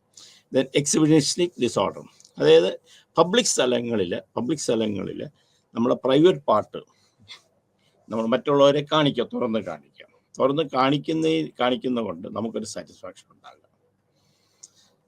അപ്പം ആദ്യം ഏതെങ്കിലും ഒരു ഒബ്ജക്റ്റ്, അത് നമ്മൾ ഉപയോഗിക്കുന്ന ഒബ്ജക്റ്റ്, സാധാരണഗതിയിൽ നമ്മൾ കാണുന്നത് അണ്ടർ ഗാർമെൻറ്റ്സ് ആണ്. അണ്ടർ ഗാർമെൻറ്റ്സ് എടുത്തുകൊണ്ട് പോവുക, നമ്മുടെ അടിയിലിടുന്നതായ ബ്രായാകാം, പാൻറ്റീസ് ആകാം, ഇതൊക്കെ എടുത്തുകൊണ്ട് പോയിട്ട് അത് കാണുക, അതിൽ നിന്ന് സെക്ഷൽ എറോസൽ ഉണ്ടാകുക, സെക്ഷൽ ആക്ട് നടത്തുക. മെയിൻലി മാസ്റ്റർബേഷൻ ആണ് നമ്മൾ കൊണ്ടുപയോഗിക്കുന്നത്. പിന്നെ ഇത് ചിലരുണ്ട്, ഇത് ഉപയോഗിച്ച സാധനങ്ങൾ ഊരിയിട്ടുമ്പോൾ എടുത്തുകൊണ്ട് പോകുന്നുണ്ട്. ചിലതുണ്ട് നനച്ചിട്ട സാധനങ്ങളുണ്ട്. ചിലർക്ക് ഇതൊന്നും വേണമെന്നില്ല, ഫ്രഷ് സാധനമാണെങ്കിലും മതി. പിന്നെ വയറിസ്റ്റിക്കാണ്, കാരണം എന്തെങ്കിലുമൊക്കെ നമുക്ക് പടങ്ങൾ കാണുക, അങ്ങനെയുള്ള കാണുന്നതിനാണ്. അല്ലെങ്കിൽ ഒരു ഇല്ലീഗൽ എന്ന് തന്നെ പറയാൻ പറ്റുകയില്ല, അതിന് നിയമപരമായിട്ടുള്ളതല്ല, സാധാരണഗതി ചെയ്യാത്ത രീതിയിൽ നമ്മൾ ചിന്തിച്ച് ചെയ്യുന്നതാണ്. എക്സിബിഷൻ എന്ന് പറയുന്നത് അവനവൻ്റെ പ്രൈവറ്റ് പാർട്ട്, സാധാരണഗതിയിൽ പുരുഷന്മാരിലാണ് നമ്മൾ കാണുന്നത്, സ്ത്രീകളില്ല എന്നല്ല പറയുന്നത്. കൂടുതലും കാണുന്നത് ഇങ്ങനെയുള്ള കേസുകൾ റിപ്പോർട്ട് ചെയ്തിരിക്കുന്ന ആണുങ്ങളെ കുറിച്ചാണ്. അവരവരുടെ പ്രൈവറ്റ് പാർട്ടുകൾ, ജെനിറ്റൽ പാർട്ട് മറ്റുള്ളവരെ പ്രദർശിപ്പിക്കുക. സാധാരണഗതിയിൽ ആൾക്കാർ കൂടി നിൽക്കുന്നിടത്ത് കാണിക്കുക, അല്ലെങ്കിൽ മറ്റുള്ളവരെ കാണിക്കുക. അങ്ങനെയാണ് എക്സിബിഷനിസ്റ്റിക് ഡിസോർഡർ എന്ന് പറയുന്നത്. സാഡിസം ഡിസോർഡർ, സാഡിസം എന്ന് പറയുന്നത് ഒരാളെ വേദനിപ്പിക്കുന്നത് കൊണ്ട് എനിക്ക് സെക്ഷൽ പ്ലഷർ ഉണ്ടാകാം. ഇപ്പം വേദനിപ്പിക്കുക എന്ന് പറയുന്നത് സെക്സിൻ്റെ ആക്ടിനനുസരിച്ച് ഇടയ്ക്കാകാം, അല്ലെങ്കിൽ അതിന് മുമ്പാകാം. സാധാരണഗതിയിൽ എങ്ങനെ ചെയ്യുന്നത് വെച്ചാൽ സെക്സ് നടക്കുന്ന സമയത്ത് അല്ലെങ്കിൽ അതിന് മുമ്പായിട്ട് അവരെ വേദനിപ്പിക്കുക എന്ന് വെച്ചാൽ കടിക്കുക മാത്രമല്ല, അല്ലെങ്കിൽ അവർക്ക് അതിൻ്റെ ആക്ടിനിടയ്ക്ക് ഉണ്ടാകുന്ന മുറിവുകൾ അല്ലെങ്കിൽ ഇതിൻ്റെ കാര്യങ്ങളെ അല്ല നമ്മൾ പറയുന്നത്. അതുകൊണ്ട് അത് ചെയ്യുമ്പോൾ അവർക്കുണ്ടാകുന്ന പ്രഷർ, ഒരാളെ അടിക്കുക, ഒരാളുടെ ശരീരത്തിൽ വേദനിപ്പിക്കുക, അയാളുടെ ശരീരത്തിൽ പൊള്ളലേൽപ്പിക്കുക. ആ പൊള്ളലേൽപ്പിക്കുമ്പോൾ തൻ്റെ അല്ലെങ്കിൽ തൻ്റെ പാർട്ട്ണർ ഉണ്ടാകുന്ന ആ വേദനയിൽ നിന്ന് ഇവർക്കൊരു സെക്ഷൽ പ്രഷർ ഉണ്ടാകും. അപ്പം ഇതിനെയാണ് സാഡിസം എന്ന് പറയുന്നത്. അപ്പം സാഡിസം നമ്മൾ എപ്പോഴും ഉപയോഗിക്കുന്ന ഒരു വാക്ക്, അവിടെ സാഡിസ്റ്റ് ആണെന്ന് പറയുമ്പോൾ ഈ സാഡിസം എന്ന വാക്ക് നമ്മൾ മെയിനായിട്ട് ഉദ്ദേശിക്കുന്ന അത് ചെയ്യുന്നതുകൊണ്ട് ഒരു സെക്ഷൽ പ്ലഷർ മറ്റേയാൾക്ക് കിട്ടണം. അപ്പം ഇത് ചെയ്യുമ്പോഴേ ഞാൻ ഒരാളെ അടിക്കുന്നത് കാണുമ്പോൾ, അല്ലെങ്കിൽ നമ്മുടെ പാർട്ട്ണറെ അല്ലെങ്കിൽ നമ്മൾ ഓപ്പോസിറ്റ് നിൽക്കുന്ന ആളെ അടിക്കുന്നോ അല്ലെങ്കിൽ അവരെ ഉപദ്രവിക്കുന്നുണ്ട്, അടിക്കാൻ മാത്രമല്ല അവരെ മുറിവേൽപ്പിക്കുക, അവരെ വേദനിപ്പിക്കുക, സാഡിസം വേദനിപ്പിക്കുക. ആ വേദനിപ്പിക്കുന്നതുകൊണ്ട് അത് കാണുന്ന മറ്റേയാൾക്ക് സാറ്റിസ്ഫൈ നമ്മളെയാണ്. അത് നമ്മുടെ പാർട്ട്ണർ നമ്മളെ വേദനിപ്പിക്കുമ്പം ആ വേദനയിൽ നിന്ന് നമുക്കുണ്ടാകുന്ന സെക്ഷൽ പ്രഷറാണ്. അപ്പം ഈ സാഡിസവും ഡിസോർഡറും മെസോക്കിസവും രണ്ടും വെക്കണം. അതിനകത്ത് സെക്ഷൽ പ്രഷർ ഉണ്ടാകുമ്പോൾ സമയത്താണ് നമ്മളതിനെ സെക്ഷൽ ഡിസ്ഫങ്ഷനായിട്ട് നമ്മൾ കണക്കാക്കുന്നത്. ഫിഡോഫിലിക് ഡിസോർഡർ, അതായത് പ്രായമാകാത്ത ആൾക്കാർ, പ്രായമാകാത്ത കുട്ടികളുമായിട്ട് അങ്ങനെയുള്ള സാധനങ്ങൾ നമുക്ക് ചെയ്യുന്നതിനെയാണ് ഫിഡോഫിക് ഡിസോർഡർ എന്ന് പറയുന്നത്. ദെൻ ഇൻസെക്ട്സ് എന്ന് വെച്ചാൽ നമ്മൾ നിയമപരമായിട്ട് നമുക്ക് സെക്ഷൽ റിലേഷൻഷിപ്പ് പാടില്ലാത്ത ആൾക്കാരുമായിട്ടുണ്ടാകുന്ന ശാരീരിക ബന്ധം, അതായത് സഹോദരന്മാരുമായിട്ടുള്ളത്, അല്ലെങ്കിൽ അച്ഛനും മക്കളുമായിട്ടുള്ള, അമ്മയും മക്കളുമായിട്ടുള്ള ഇൻസെക്ട്സ്. നമ്മൾ കസിൻസുമായിട്ട് ഫസ്റ്റ് റിലേറ്റീവ് കസിൻസും ഒക്കെ ആയിട്ടുണ്ടാകുന്നതാണ് ഇൻസെക്ട്സ് എന്ന് പറയുന്നത്. അതായത് നമ്മുടെ ഒരേ രക്തത്തിലുള്ള ശാരീരികമായി ബന്ധപ്പെടാൻ പാടില്ലാത്ത ആൾക്കാരുമായിട്ടുള്ള ബന്ധങ്ങളാണ്. ഇത് ഒന്നുകൂടെ നോക്കുക. ഇതിനകത്ത് പിന്നെയുണ്ട് ഈ മൃഗങ്ങളുമായിട്ട് സെക്ഷൽ ഉണ്ടാകുന്ന പാരാഫിലിക് ഡിസോർഡറിനകത്ത് മൃഗങ്ങളുമായിട്ടൊക്കെ ഉണ്ടാകുന്നത്. പാരാഫിലിക് ഡിസോർഡറിനകത്ത് എങ്ങനെ പറയട്ടെ, മൃഗങ്ങളുമായിട്ടുണ്ടാകുക, അല്ലെങ്കിൽ മൃഗങ്ങളുടെ ഏതെങ്കിലും രൂപങ്ങൾ കണ്ടുകൊണ്ട് ചെയ്യുക, അല്ലെങ്കിൽ അത് വെക്കുമ്പോൾ സെക്ഷൽ റിസൽ ഉണ്ടാകുക. അങ്ങനെയൊക്കെയുള്ള കാര്യങ്ങൾ പാരാഫിലിക് ഡിസോർഡർ വരാറുണ്ട്. ഫിറ്റിസ്റ്റിക് ഡിസോർഡർ, ഏതെങ്കിലും വസ്തുക്കൾ എന്ന് പറഞ്ഞാൽ കൂടുതലും നമ്മൾ അണ്ടർ ഗാർമെൻറ്റ്സ് ആണ്, അണ്ടർ ഗാർമെൻറ്റ്സ് കണ്ടിട്ട് നമ്മൾ സെക്ഷൽ എറോസൽ ഉണ്ടാകുക, ദെൻ സെക്ഷൽ ആക്ട് നടത്തുക. വയോറിസം എന്ന് വെച്ചാൽ തെറ്റായ കാര്യങ്ങൾ, പടങ്ങൾ, അങ്ങനെയുള്ള കാര്യങ്ങൾ കണ്ട് വയോറിസ്റ്റിക് ആയിട്ട് നമ്മൾ ചെയ്യുന്നതാണ് സെക്ഷൽ വയോറിസം എന്ന് പറയും. എക്സിബിഷൻ എന്ന് പറയുന്നത് നമ്മൾ കാണിക്കുക, നമ്മുടെ പ്രൈവറ്റ് പാർട്ട്, ജെനിറ്റൽ പാർട്സ് മറ്റുള്ളവരെ പ്രദർശിപ്പിക്കുന്നതുകൊണ്ട് നമുക്കൊരു സെക്ഷൽ സാറ്റിസ്ഫാക്ഷൻ ഉണ്ടാകുന്നതിനാണ് എക്സിബിഷനിസം എന്ന് പറയുന്നത്. സാഡിസം എന്ന് പറയുന്നത് പാർട്ട്ണറെ അല്ലെങ്കിൽ ഓപ്പോസിറ്റ് നിൽക്കുന്ന ആളെ, നമ്മൾ സെക്സ് ആക്ടിനകത്ത് ആരാണ് പങ്കെടുക്കുന്നത് അയാളെ ഉപദ്രവിക്കുന്നത് കൊണ്ട്, അയാളുടെ വേദന എടുക്കുന്നതുകൊണ്ട് നമുക്കുണ്ടാക്കുന്ന സെക്ഷൽ എറോസറാണത്. മെസോക്കിസം എന്ന് പറയുന്നത് ഓപ്പോസിറ്റുള്ള നമ്മളെ പീഡിപ്പിക്കുമ്പോൾ, നമ്മളെ വേദന എടുപ്പിക്കുമ്പോൾ നമുക്കുണ്ടാകുന്ന ഒരു ഡിസോർഡറാണ് മെസോക്കിസം ഡിസോർഡർ. ദെൻ ഫിഡോലിപ്പിക്, അത് പ്രായപൂർത്തിയാകാത്ത ആൾക്കാരെ അല്ലെങ്കിൽ നമുക്ക് ഇപ്പോൾ 14 വയസ്സുള്ള കൊച്ചുകുട്ടികളുമായിട്ടുള്ള ചൈൽഡ്ഹുഡിൽ ഉണ്ടാക്കുന്ന നമുക്ക്, അല്ലെങ്കിൽ നമുക്ക് ഏതാണോ സെക്ഷൽ ആക്ട് നടത്താൻ പാടില്ലാത്ത പ്രായത്തിൽ നമ്മൾ വിത്തൗട്ട് പെർമിഷൻ, അത് പെർമിഷനോടുകൂടിയാകാം, പെർമിഷൻ ഇല്ലാതെ കൂടിയാകാം. കുട്ടികളെ നമ്മൾ ചെയ്യുമ്പോൾ അവരുടെ പെർമിഷൻ ഉണ്ടെങ്കിലും ഇല്ലെങ്കിലും അങ്ങനെ ഡിസോർഡറായിട്ട് നമ്മൾ കണക്കാക്കും. പിന്നെ ഇൻസെക്ട്സ്, നമുക്ക് അംഗീകരിക്കപ്പെടാത്ത ബന്ധങ്ങളിൽ നമ്മൾ സെക്ഷൽ ഉണ്ടാക്കാം. Gender dysphoria in childhood. സാധാരണ ജെൻഡർ ഡിസ്ഫോറിയ എന്ന് പറയുന്നത് നമ്മൾ സാധാരണ ട്രാൻസ്ജെൻഡേഴ്സ് പോലെ കാണുന്ന സംഗതികളിലാണ് ജെൻഡർ ഡിസ്ഫോറിയ എന്ന് പറയുന്നത്. അത് സാധാരണ കൊച്ചുകുട്ടികളാണ് നമ്മൾ കാണുന്നത്. എങ്ങനെയാണെന്ന് വെച്ച് കഴിഞ്ഞാൽ നമ്മളിതിൻ്റെ വേഷം ചെറുപ്പം മുതലേ തന്നെ ആണായിട്ട് ജനിക്കും, പക്ഷെ അവർ പെണ്ണുങ്ങളുടെ വേഷമൊക്കെ ഇട്ടുകൊണ്ട് നടക്കാൻ പോവുക, പെണ്ണുങ്ങളുടെ കളിയിൽ ഏർപ്പെടുക. ഇപ്പം പെണ്ണായിട്ട് ജനിച്ചു, ആണുങ്ങളുടെ വേഷം നടക്കുക, ആണുങ്ങളുടെ പോലെ ഡ്രസ് ചെയ്തുകൊണ്ട് നടക്കുക, അല്ലെ ആണുങ്ങൾ ചെയ്യുന്ന കാര്യങ്ങൾ ചെയ്യുക. അതായത് ഡിസ്ഫോറിയ ഇൻ ചൈൽഡ്ഹുഡ്. അത് സാധാരണ ഇത് ചെറുപ്പത്തിലാണ് കാണുന്നത്. ഇത് ജെൻഡർ എന്ന രീതിയിലല്ല നമ്മളത് പെടുത്തുന്നത്. ഇത് പെടുത്തുന്നത് കുട്ടികൾക്കുണ്ടാകുന്ന വേഷം ഇടാനായിട്ട് ജെൻഡർ ഡിസ്ഫോറിയ എന്ന് പറയുന്നത്. അത് ചെറുപ്പത്തിലാണ് സാധാരണ നമ്മൾ കാണുന്നത്. അത് കഴിഞ്ഞും കാണുന്നവരുണ്ട്. കാരണം വലിയ ആയി കഴിഞ്ഞാലും സാരി ഉടുത്തുകൊണ്ട് നടക്കും. ആൺകുട്ടികളാണ് സാരി ഉടുത്തുകൊണ്ട് നടക്കുക, പെൺകുട്ടികൾ ആണുങ്ങളെ പല വേഷം കെട്ടിക്കൊണ്ടൊക്കെ നടക്കുക. പക്ഷെ ഇത് രണ്ടും കാര്യമാണ്, ഇത് കൾച്ചറിൻ്റെ ഭാഗമായിട്ടുണ്ട്. കൾച്ചറിൻ്റെ ഭാഗമായിട്ടുണ്ടപ്പോൾ അത് ജെൻഡർ ഡിസ്ഫോറിയ എന്ന് പറയില്ല. പക്ഷേ സാധാരണഗതി നമ്മൾ കാണുന്ന ആൺകുട്ടികൾ പെൺകുട്ടികളുടെ വേഷം കെട്ടി നടക്കുന്നതാണ് കാണുന്നത്. നേരെ തിരിച്ച് നമ്മൾ നടക്കാറുണ്ട്. പിന്നെ ട്രാൻസ്സെക്ഷലിസം, അത് കുറച്ചുകൂടെ വലുതാകുമ്പോൾ നമ്മൾ കാണുന്നത് ട്രാൻസ്സെക്ഷലിസം എന്ന് പറഞ്ഞാൽ ആണായിട്ട് ജനിക്കുക, അത് പെണ്ണാകാനായിട്ട് നിൽക്കുക. അപ്പോൾ ഒരു സർജറിയൊക്കെ നടത്തിയിട്ട് സർജറിനകത്ത് പെൺകുട്ടികളായിട്ട് മാറുക. നേരെ തിരിച്ചും കാണുന്നുണ്ട്. സാധാരണഗതിയിൽ ആൺകുട്ടികൾ പെൺകുട്ടികളാകുന്നതാണ് നമ്മളെപ്പോഴും നമ്മൾ കാണുന്നത്. തിരിച്ചും പെണ്ണായിട്ട് ജനിച്ചിട്ട് നമ്മൾ അവരുടെ ബ്രസ്റ്റും പ്രൈവറ്റ് പാർട്ടും ഒക്കെ ട്രാൻസ്ഫോം ചെയ്തിട്ട് അവർ ആണായിട്ട് നടക്കുന്നു. അതിനുള്ള മെഡിസിൻസൊക്കെ എടുത്തിട്ട് അതിനുള്ള ഹോർമോൺ ട്രീറ്റ്മെൻറ്റൊക്കെ നടത്തിയിട്ട് ആണായി നടക്കുന്ന ആൾക്കാരാണ്. നേരെ തിരിച്ചും ആണായിട്ട് ജനിച്ചിട്ട് പെൺകുട്ടിയെ പോലെ വേഷം കെട്ടുക, നമ്മുടെ പെന്നീസ് പോലുള്ള സർജറി ചെയ്ത് മാറ്റിയിട്ട് പെൺകുട്ടികളായിട്ട് നടക്കുക. അപ്പം രണ്ടെണ്ണം, ദാറ്റ് ഈസ് കോൾഡ് ട്രാൻസ്സെക്ഷലിസം. അപ്പം ജെൻഡർ ഡിസ്ഫോറിയ എന്ന് വെച്ചാൽ വേഷം കെട്ട് നടക്കുന്നത്. ശരിക്കും ഏതാണോ ജെൻഡർ അതിൻ്റെ ഓപ്പോസിറ്റുള്ള വേഷം കെട്ട് നടക്കുകയാണ്. ഇത് ട്രാൻസ്സെക്ഷൻ എന്ന് വെച്ചാൽ നമ്മൾ സെക്സ് തന്നെ നമ്മൾ മാറ്റുകയാണ്. അതായത് ആണായിട്ട് ജനിക്കും, പെണ്ണായിട്ട് മാറുക, പെണ്ണായിട്ട് ജനിക്കും, ആണായിട്ട് മാറുക. സാധാരണഗതിയിൽ നമ്മൾ ആണ് പെണ്ണാകുന്നതായിട്ട് നമ്മൾ കാണുന്നത്. പിന്നെ ഡിസ്ഫങ്ഷൻസ്, സാധാരണ ഡിസ്ഫങ്ഷൻ, കാരണം ഇത് ആണുങ്ങൾക്കുണ്ടാകുന്ന സെക്ഷൽ ഡിസ്ഫങ്ഷനാണ്. ഡിലേഡ് ഇജാക്കുലേഷൻ, എന്നുവെച്ചാൽ സെക്ഷൽ ആക്ട് നടന്നു കഴിഞ്ഞിട്ടും ഇജാക്കുലേഷൻ ഉണ്ടായിരിക്കാം. അത് വളരെ ഡിലേ ആയിട്ട്, ഒന്നുകിൽ ഭയങ്കര രണ്ട് രീതിയിൽ ഈ ഡിലേഡ് ഇജാക്കുലേഷൻ എടുക്കാം. ഒന്ന്, സെക്ഷൽ ആക്ട് നടത്തി ഓർഗാസം ഉണ്ടാക്കി ഇജാക്കുലേഷൻ ഉണ്ടാകാൻ ടൈം കൂടുതലെടുക്കുക. മറ്റൊന്ന്, സെക്സ് ആക്ട് കഴിഞ്ഞിട്ടും പിന്നെ എപ്പോഴെങ്കിലും ഇജാക്കുലേഷൻ നടക്കുക. Delayed ejaculation. മെയിൻലി ഇജാക്കുലേഷൻ്റെ സമയത്താണ് നമ്മൾ പ്രോബ്ലം കാണുന്നത്. എങ്ങനെയാണെന്ന് വെച്ചാൽ, ഒന്ന്, നമ്മൾ സെക്ഷൽ ആക്ട് നടക്കുമ്പം ഓർഗാസമൊക്കെ ഉണ്ടാകും, പക്ഷേ ഇജാക്കുലേഷൻ ഉണ്ടാവില്ല, സ്പേം പുറത്തു വരില്ല, സെമൻ പുറത്തു വരില്ല. അത് കുറേ നേരം കഴിഞ്ഞിട്ട് നമുക്ക് അതുണ്ടാകാം. ഒന്ന്. രണ്ടാമത്തെ കാര്യം, ഒരു ദിവസം കഴിഞ്ഞിട്ട് ചിലപ്പോൾ ഉണ്ടാകും, മണിക്കൂറുകൾക്ക് ശേഷം ഉണ്ടാകാം, ഓർഗാസമൊക്കെ ഉണ്ടാകും, പക്ഷേ ഇജാക്കുലേഷൻ ഉണ്ടാകണം നിർബന്ധമില്ല.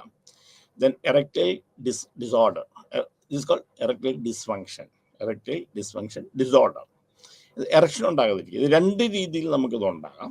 അത് എപ്പോഴും ശ്രദ്ധിക്കേണ്ട കാര്യമാണ്. എറക്ടൈൽ ഡിസ്ഫങ്ഷൻ രണ്ട് രീതിയിലാണ്. ഒന്ന്, ന്യൂറോളജി, നേഴ്സിൻ്റെ പ്രോബ്ലം കൊണ്ടുണ്ടാകാം. നേഴ്സിൻ്റെ പ്രോബ്ലം കൊണ്ട് ഞരമ്പിന് എന്തെങ്കിലും ഉണ്ടാകാം, പ്രത്യേകിച്ച് ഡയബറ്റീസ് പോലുള്ള കാര്യങ്ങൾ കൊണ്ട്, വെരിക്കോസ് പോലുള്ള കാര്യങ്ങളുണ്ടെങ്കിൽ എറക്ടൈൽ ഡിസ്ഫങ്ഷൻ ഉണ്ടാകാം. ദെൻ മെഡിസിൻ, ചില മെഡിസിൻസ് കഴിച്ചു കഴിഞ്ഞാൽ എറക്ഷൻ ഉണ്ടാകാതിരിക്കാം. ഓർ കുറേ നേരം കഴിഞ്ഞിട്ട് എറക്ഷൻ ഉണ്ടാകാം. അഥവാ എറക്ഷൻ ഉണ്ടായാലും അതിന് വേണ്ടതായിട്ടുള്ള സ്ട്രെങ്ത് ഉണ്ടാകില്ല, പെനീസിന് വേണ്ടതായിട്ടുള്ള സ്ട്രെങ്ത് ഉണ്ടാകില്ല. സാധാരണ എറക്റ്റൈൽ ഡിസ്ഫങ്ഷൻ നമ്മൾ പറയുന്നത് എറക്ഷൻ തീരെ ഇല്ലാത്ത അവസ്ഥയിലാണ് എറക്റ്റൈൽ ഡിസ്ഫങ്ഷൻ എന്ന് പറയുന്നത്. അത് ഒന്ന് ന്യൂറോളജിക്കൽ പ്രോബ്ലം കൊണ്ടുണ്ടാകാം, നേഴ്സിൻ്റെ പ്രോബ്ലം കൊണ്ടുണ്ടാകാം, ആങ്സൈറ്റി പോലുള്ള അസുഖങ്ങളുണ്ടാകാം, പിന്നെ ചില അസുഖത്തിന് കഴിക്കുന്ന മരുന്നുകളുണ്ടാകാം. ഇതേതാണെന്ന് കണ്ടുപിടിക്കണം. ന്യൂറോളജിക്കലി ആണെങ്കിൽ നഴ്സിൻ്റെ സംഗതിയാണെങ്കിൽ ന്യൂറോളജിസ്റ്റിനെ കണ്ടിട്ട് അത് ശരിയാക്കണം. അതല്ല ഇനി വേറെ എന്തെങ്കിലും ഉള്ളതാണെങ്കിൽ ഇറക്റ്റിൻ്റെ ഇത് തന്നെ ബാക്കിയുള്ള സൈക്കോളജിക്കലാണെങ്കിൽ മെഡിസിൻ കൊണ്ട് നമുക്ക് ചെയ്യാൻ പറ്റും. അതല്ലെങ്കിൽ സൈക്കോ തെറപ്പി കൊണ്ട്, ആങ്സൈറ്റി ഉള്ള സൈക്കോ തെറപ്പികൾ കൊണ്ട് നമുക്ക് ശരിയാക്കാൻ പറ്റും. പിന്നെ early ejaculation disorder. Early ejaculation എന്ന് വെച്ചാൽ സെക്സ് ആക്ട് തുടങ്ങുമ്പോൾ തന്നെ ഇജാക്കുലേഷൻ ഉണ്ടാകാം, പിന്നെ എറക്ഷൻ പോകും. നമ്മൾ സെക്സിനെ കുറിച്ച് ചിന്തിക്കുന്ന സമയത്തോ തൊടുന്ന സമയത്തോ അതിൻ്റെ ഫോർപ്ലേ നടക്കുന്ന സമയത്തോ ഇജാക്കുലേഷൻ ഉണ്ടാകുക, അല്ലെങ്കിൽ നമ്മൾ പെനിട്രേറ്റ് ചെയ്യുന്നതിന് മുമ്പ് ഇജാക്കുലേഷൻ ഉണ്ടാകും. That's called early ejaculation. മറ്റേ ഡിലേഡ് ആണെങ്കിൽ ഇത് അതിന് മുമ്പ് തന്നെ ആക്ട് നടക്കുക. Then hyperactive sexual desire, കൂടുതലും ഭയങ്കര അത് മൾട്ടിപ്പിൾ ടൈംസ്, പല പ്രാവശ്യങ്ങൾ നമ്മൾ അടുപ്പിച്ച് സെക്ഷൽ ആക്ട് നടത്തുക. ഇത് സെക്ഷൽ ആക്ട് ആകാം, രീതിയാകാം, കുറേ കാര്യങ്ങൾ. ഹൈപ്പർ ആക്റ്റീവ് ആകുന്നതിനകത്ത് അങ്ങനെയൊക്കെയാണ് ഹൈപ്പർ ആക്റ്റീവ് ഡിസ്ഫങ്ഷൻ. പിന്നെ substance or medication induce sexual dysfunction. കാരണം സബ്സ്റ്റൻസോ അല്ലെങ്കിൽ മെഡിസിൻസോ ഉപയോഗിച്ചിട്ട് ഉണ്ടാകുന്ന, അതായത് നമ്മളൊരു ആൽക്കഹോൾ കഴിക്കുമ്പോഴത്തേക്ക് നമുക്ക് സെക്സ് കൂടുതലാണെന്ന് പറയും. പക്ഷേ പലപ്പോഴും ആൽക്കഹോൾ ആദ്യത്തെ സ്റ്റേജിൽ ആൽക്കഹോൾ കഴിക്കുമ്പോൾ ഉണ്ടാകാം, പിന്നത്തെ സ്റ്റേജിൽ ആൽക്കഹോൾ കഴിക്കുമ്പോൾ മോശമായിട്ട് ഒരു സർട്ടൻ ലെവലിൽ കഴിഞ്ഞ് കഴിഞ്ഞാൽ ഉണ്ടാകും. പിന്നെ ചില medicine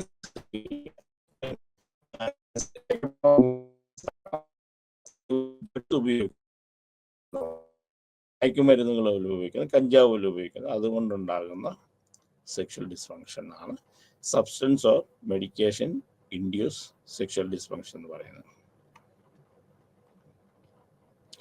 in women female orgasmic disorder ആണ്. ഫീമെയിൽ ഓർഗാസ്മിക് ഡിസോർഡർ എന്ന് ആണുങ്ങൾക്ക് ഇജാക്കുലേഷൻ പറഞ്ഞു, ഇവിടെ ഓർഗാസം ഉണ്ടാകില്ല. പെണ്ണുങ്ങൾക്ക് എത്ര കഴിച്ച് കഴിഞ്ഞാൽ അവർക്ക് ഓർഗാസം ഉണ്ടാകും. പെണ്ണുങ്ങളെ സംബന്ധിച്ചിടത്തോളം മൾട്ടിപ്പിൾ ഓർഗാസമാണ്. അതായത് പല സമയത്ത് ഇങ്ങനെ ഓർഗാസം വന്ന് ഫൈനൽ സ്റ്റേജിലേക്ക് വന്ന് നിൽക്കുന്ന ഒരു സ്റ്റേജാണ് ഇത്. മൾട്ടിപ്പിൾ ഓർഗാസമാണ്. അപ്പം ഓർഗാസമിക് എഫക്റ്റും ഒരു ഫൈനൽ സ്റ്റേജിലേക്ക് എത്താതെ വരിക, അല്ലെങ്കിൽ തീരെ ഓർഗാസം ഉണ്ടാകാതിരിക്കുക, അല്ലെങ്കിൽ സെക്ഷൽ ആക്ടിനകത്ത് ഒരു എൻജോയ്മെൻറ്റ് ഉണ്ടാക്കാതിരിക്കുക, അതാണ് ഫീമെയിൽ ഓർഗാസ്മിക് ഡിസോർഡർ. ഇത് പെൺകുട്ടികൾക്ക് ഉണ്ടാകുന്നതാണ്. Female sexual interest arousal disorder, അവർക്ക് താല്പര്യം ഉണ്ടാവില്ല. അത് പല കാരണങ്ങൾ കൊണ്ട് താല്പര്യം ഉണ്ടാകാതിരിക്കാം. ഒന്ന്, അവരുടെ കൾച്ചറൽ പ്രോബ്ലം, അവർക്ക് താല്പര്യം ഉണ്ടാകാതിരിക്കാം. കൾച്ചർ ഇത് സെക്സ് തെറ്റാണ്, അല്ലെങ്കിൽ പല പല പല റിലീജിയൻ്റെ ഭാഗത്തിനകത്ത് സെക്സ് തെറ്റാണ് എന്ന് എഴുതി വെച്ചിരിക്കുന്നുണ്ട്. അത് വിശ്വസിച്ച് അങ്ങനെ ഉണ്ടാകാം. സെക്കൻഡ്, അവരുടെ സൈക്കോളജിക്കൽ ഇതുകൊണ്ട് ടെൻഷന്, ആങ്സൈറ്റി അങ്ങനെയുള്ളത് കൊണ്ട് ചില രോഗങ്ങളിൽ ഇവർക്ക് സെക്ഷൽ ഇൻട്രസ്റ്റ് ഉണ്ടാകാറില്ല, അല്ലെങ്കിൽ അറോസൽ ഉണ്ടാകാറില്ല. ദെൻ ചില മെഡിസിൻസ് കഴിച്ചു കഴിഞ്ഞാൽ അവർക്ക് അറോസൽ ഉണ്ടാകാറില്ല. സെക്ഷൽ തോട്ട്സ് ഉണ്ടെങ്കിലും അവർക്ക് പറ്റാകുമോ അല്ലെങ്കിൽ ആക്ട് ചെയ്യാനോ അവർക്ക് പറ്റാറില്ല. ഇത് called female sexual interest or arousal എന്ന് വെച്ചാൽ താല്പര്യമില്ലാതാകാം, അഥവാ താല്പര്യം ഉണ്ടെങ്കിലും അതിന് ഒരു സ്റ്റിമുലേഷൻ ഉണ്ടാകാതിരിക്കും. That is called sexual arousal disorder. Then genito pelvic pain or penetration disorder. ഇത് സാധാരണഗതിയിൽ എന്താണെന്ന് വെച്ച് കഴിഞ്ഞാൽ ഇത് കൂടുതൽ നമ്മൾ സൈക്കോളജിക്കലായിട്ട് കാണുന്നതാണ്. അതല്ലെങ്കിൽ അതിൻ്റെ ബയോളജിക്കൽ ഫാക്ടർ കാണാം. പലർക്കും ജെനിറ്റോ അല്ലെങ്കിൽ പെൽവിക് പെയിൻ ഉണ്ടാകുക, അതുതന്നെ അവരുടെ വെജീന റിലീസ് ചെയ്ത് കൊടുക്കുകയാണ്. അപ്പോൾ അതിനകത്തോട്ട് ഒരു പെനിട്രേഷൻ നടക്കുമ്പോൾ ഭയങ്കര പെയിൻഫുൾ എക്സ്പീരിയൻസ് ആകും. അത് ആങ്സൈറ്റി ഉണ്ടാകുന്നതുകൊണ്ട് അത് ജെനറ്റിക്കൽ പ്രോബ്ലമായിട്ടുണ്ടാകും. അതൊക്കെ അവരുടെ അത് വികസിച്ചു കൊടുക്കുക. അപ്പോൾ അത് സർജറി പോലുള്ള ട്രീറ്റ്മെൻറ്റാണ് നമ്മൾ ഉപയോഗിക്കുക. ആങ്സൈറ്റി ആണെങ്കിൽ നമ്മൾ അവരുടെ പെർസെപ്ഷൻ നമ്മൾ മാറ്റി കൊടുത്തിട്ട് അതിലേക്ക് നമ്മൾ കോഗ്നിറ്റീവ് ബിഹേവിയർ തെറപ്പി നടത്തി ശരിയാക്കുകയാണ് നമ്മൾ ചെയ്യുന്നത്. Then substance of medication induced medication or induce sexual dysfunction. അപ്പം ഇതെന്ന് പറയുന്നത് സബ്സ്റ്റൻസ്, ഇപ്പം നേരത്തെ പറഞ്ഞ പോലെ തന്നെ എന്തെങ്കിലും മയക്കുമരുന്നുകൾ ഉപയോഗിക്കുക, ചില മെഡിസിൻസ് ഉപയോഗിക്കുക, അതുകൊണ്ട് സെക്ഷൽ ഡിസ്ഫങ്ഷൻസ് ഉണ്ടാകാം. മെയിലിലും ഫീമെയിലിലും ഉണ്ടാകുന്ന കാര്യങ്ങളാണ് നമ്മൾ പറഞ്ഞത്. The substance related disorder and behaviour addiction. Substance related disorder, അതിനകത്ത് നമ്മൾ ആദ്യം നമ്മൾ പറയുന്നതെന്ന് വെച്ച് കഴിഞ്ഞാൽ alcoholic use and dependence disorder.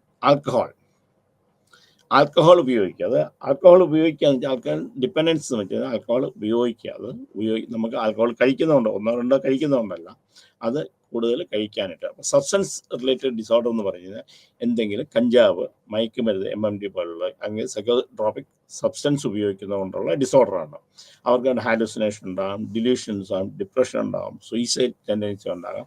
അത് ഡിപ്പെൻസ്, ഓരോ മരുന്നിനെ ആശ്രയിച്ചാണ് നമ്മൾ നിൽക്കുന്നത്. അപ്പം ഏതെങ്കിലും സാധനങ്ങൾ ഉപയോഗിക്കുന്നുണ്ട്, ലഹരി പദാർത്ഥങ്ങൾ ഉപയോഗിക്കുന്നുണ്ട് ഉണ്ടാകുന്ന ബിഹേവിയർ, മാനസിക രോഗങ്ങളാണ്. അപ്പം കഞ്ചാവ് വെള്ളം ഉപയോഗിച്ച് കഴിഞ്ഞാൽ അവർക്ക് സോഷ്യൽ റിലേഷൻഷിപ്പിനൊക്കെ ഭയങ്കര വ്യത്യാസമുണ്ട്, ആൾക്കാരായിട്ട് ഇടപെടാനായിട്ടോ അവരുടെ പേഴ്സണാലിറ്റി ഡിറ്റേഷൻ സംഭവിക്കും. ചില സബ്സ്റ്റൻസ് നമ്മൾ ഉപയോഗിച്ച് കഴിഞ്ഞാൽ ഒരു പ്രാവശ്യം കൊണ്ട് പോലും അഡിക്ഷൻ ഉണ്ടാകുന്നുണ്ട്. അടുത്ത ദിവസം അത് കിട്ടിയില്ലെങ്കിൽ, അതേ സമയത്ത് കിട്ടിയില്ലെങ്കിൽ അവർ പ്രശ്നം ഉണ്ടാക്കുന്നുണ്ട്. ഒരു ദേഹം മുറിക്കുക, സൂയിസൈഡ് ഉണ്ടാകുക, വയലൻ്റ് ആകുക, അല്ലെങ്കിൽ ഹാലൂസിനേഷൻസ് ഉണ്ടാകുക, ഡിലൂഷൻസ് ഉണ്ടാകുക, അങ്ങനെ പലതാണ് സബ്സ്റ്റൻസ് റിലേറ്റഡ് ഡിസോർഡർ ഉണ്ടാകുന്നത്. അപ്പം ഇതെല്ലാം ഒരു സൈക്കോട്ടിക് ഡിസോർഡറിലേക്ക് വരെ പോകുന്ന രീതിയിൽ ഉണ്ടാകുന്ന മരുന്നുകൾ ഇന്ന് വിപണിയിലുണ്ട്. വിപണിയിലുണ്ടെന്ന് വെച്ചാൽ അത് ഇല്ലീഗലായിട്ട് നമുക്കിവിടെ നടക്കുന്നുണ്ട്. Alcohol use and dependence disorder. Alcohol use ചെയ്യുക എന്ന് പറഞ്ഞു കഴിഞ്ഞാൽ തുടങ്ങി കഴിഞ്ഞാൽ നിർത്താൻ പറ്റാതെ വരിക.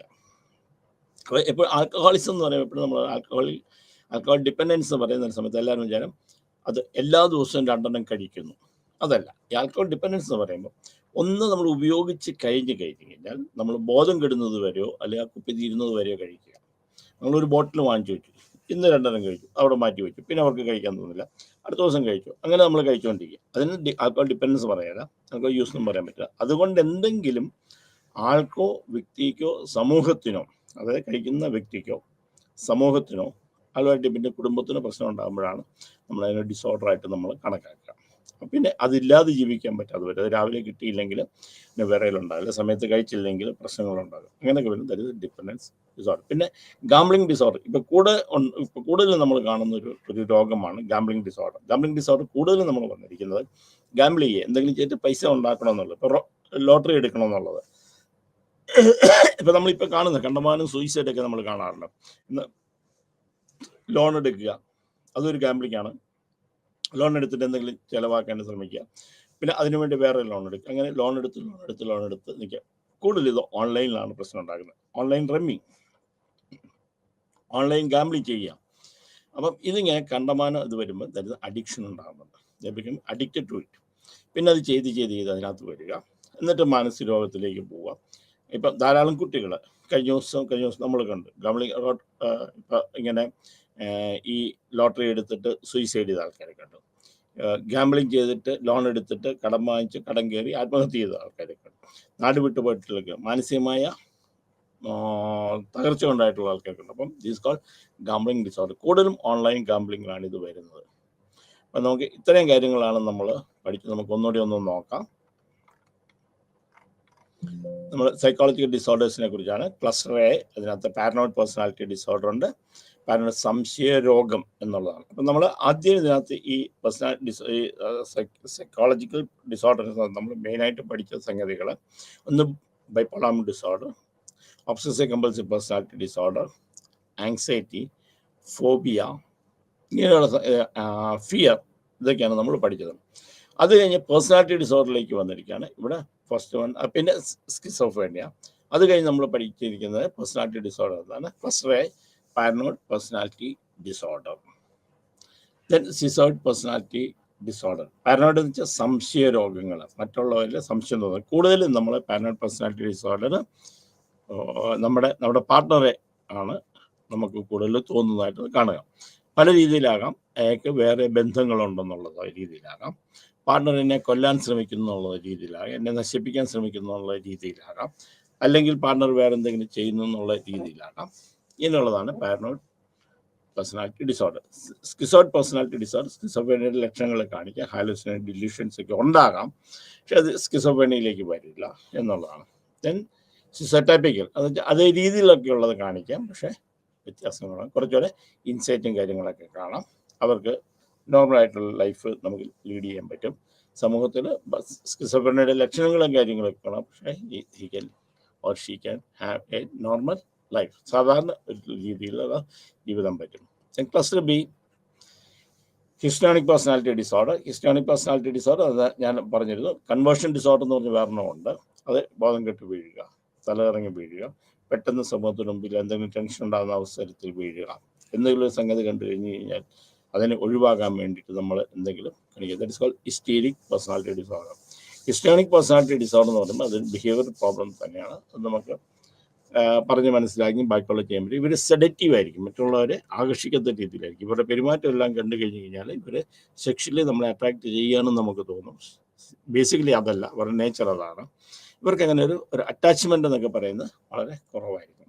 കാരണം ഇവിടെ ഒന്നിൽ നിന്ന് മറ്റൊന്നിലേക്ക് അവരുടെ ശ്രദ്ധ, അറ്റൻഷൻ അല്ലെങ്കിൽ മാറിക്കൊണ്ടിരിക്കും. Narcissistic personality disorder. Narcissistic personality self ഇമേജിനെ കുറിച്ചുള്ള, എന്നെ തന്നെ കണ്ട് എന്നെ തന്നെ നോക്കി ഞാനാണ് എന്ന് വിചാരിച്ചിരിക്കുന്നത്, എല്ലാം ഞാനാണ്. അപ്പം കൂടുതലും സെൽഫ് സെൻറ്റേഡ് ആയിരിക്കും. അവർക്ക് സോഷ്യലൈസേഷനൊക്കെ കുറവായിരിക്കും, സെൽഫ് സെൻറ്റേഡ് ആയിരിക്കും, സെൽഫ് ഇമേജ് ആയിരിക്കും അവർ കൂടുതൽ ബോധേഡാകുന്നത്. That is called narcissistic personality disorder. Antisocial, സമൂഹത്തിന് നിയമത്തിന് എതിരായിട്ട് പെരുമാറും. That is called anti social personality disorder. നിയമത്തിനെതിരായിട്ട് ചെയ്യുക, സമൂഹം അംഗീകരിക്കാത്ത കാര്യങ്ങൾ ചെയ്യുക. Then borderline personality disorder, psychotic ന്യൂറോട്ടിക്സിന് ഇടയ്ക്കുള്ളൊരു സ്റ്റേജാണ്. ആ രണ്ട് സ്റ്റേജിൽ അപ്പുറം ഇപ്പുറം നിന്ന് കാണിക്കുന്നതാണ്. പക്ഷേ ഇത് ചിലപ്പോൾ തോന്നുന്നു നമുക്ക് ഇന്നതാരും, ചിലപ്പോൾ ഇപ്പുറം, അതിൻ്റെ ഒരു മിഡിലൂടെ പോകുന്നത്, അത് അപ്പുറയും ഇപ്പുറയും അല്ലാത്ത രീതി. That is called borderline personality disorder. Then avoidance personality disorder. Avoidance, ഒഴിവാക്കുക, ആൾക്കാരെ ഒന്നിനകത്തും ചേരാതെ അതിൽ നിന്ന് ഒഴിവായി നിൽക്കുക. എന്നുവെച്ചാൽ ഏത് ഉത്തരവാദിത്വം വന്നാലും റെസ്പോൺസിബിൾ വന്നാലും അവർ ഇവിടുന്ന് തെന്നി മാറി അവരുടെ കാര്യം കണ്ടു പോവുക.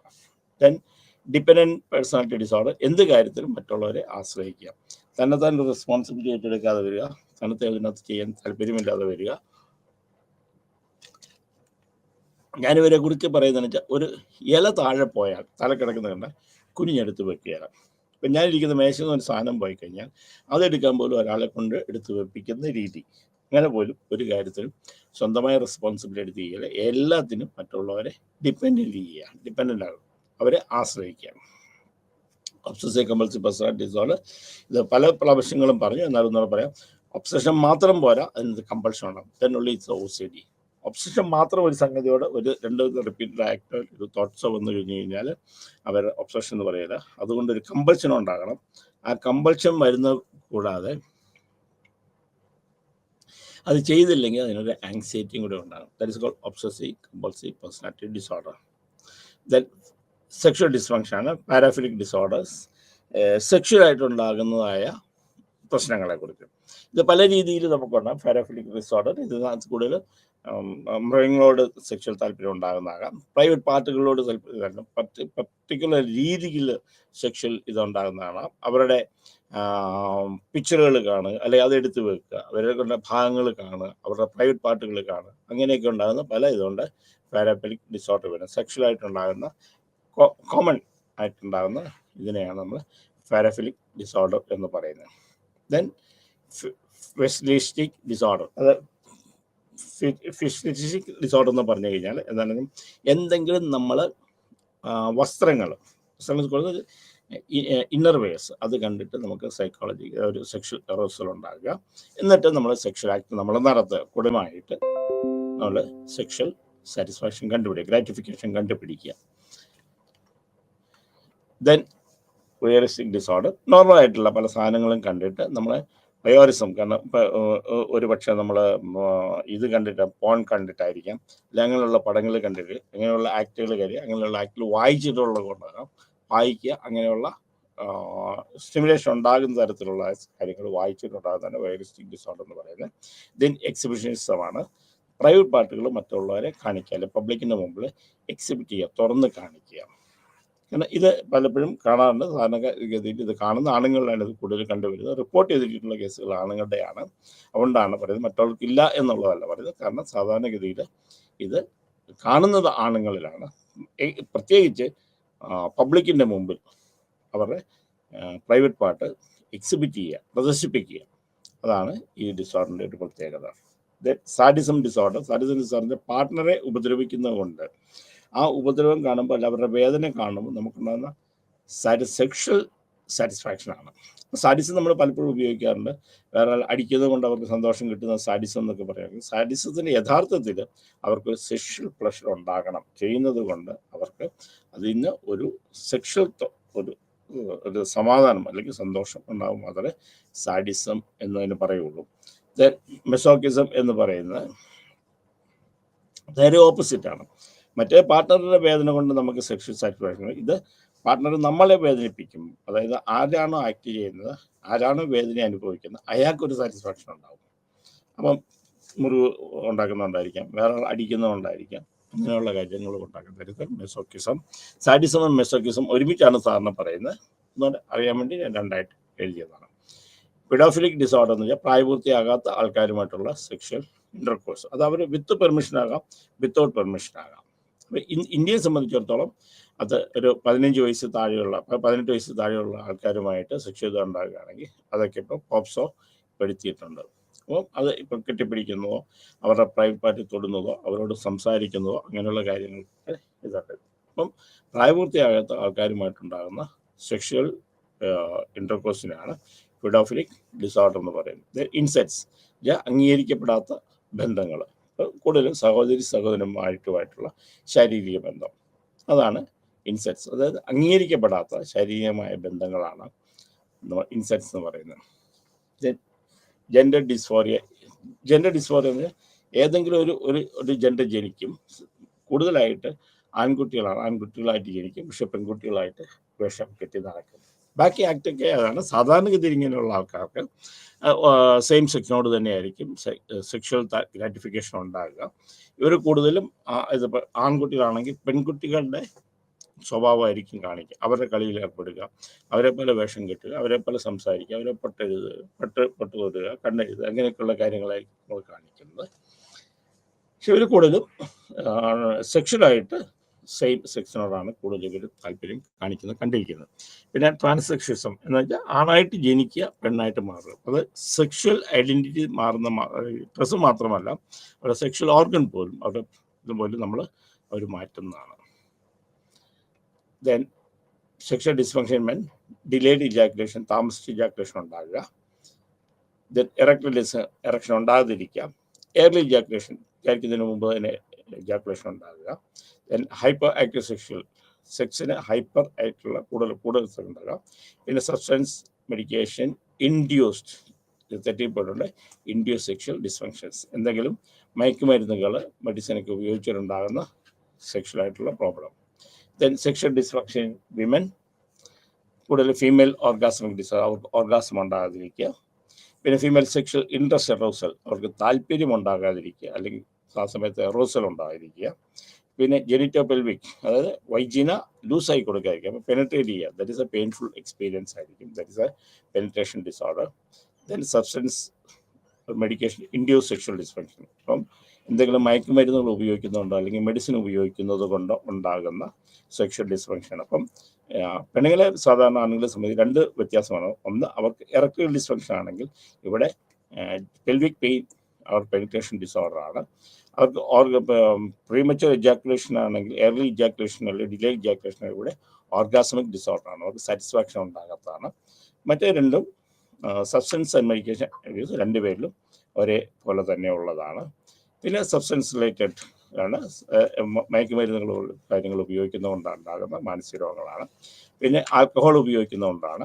പിന്നെ ഗാംബ്ലിംഗ് ഡിസോർഡർ, അതിപ്പോൾ നമ്മൾ കോമൺ ആയിട്ട് കാണുന്ന ഒരു രോഗമായിട്ടാണ് കാണുന്നത്. അപ്പോൾ ഇത്രയും കാര്യങ്ങളാണ് നമ്മൾ ഇന്ന് പഠിച്ചിട്ടുള്ളത്.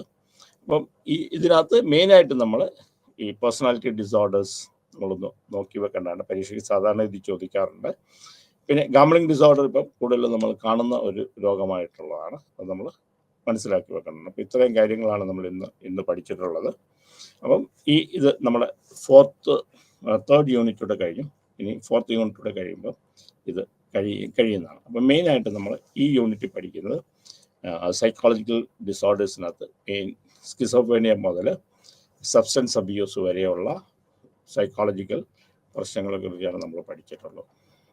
അപ്പം ഇന്ന ക്ലാസ് എല്ലാവർക്കും നന്ദി. അടുത്ത ക്ലാസ് വരെ കാത്തിരിക്കുക. നമുക്ക് അടുത്ത ആഴ്ച കാണാം.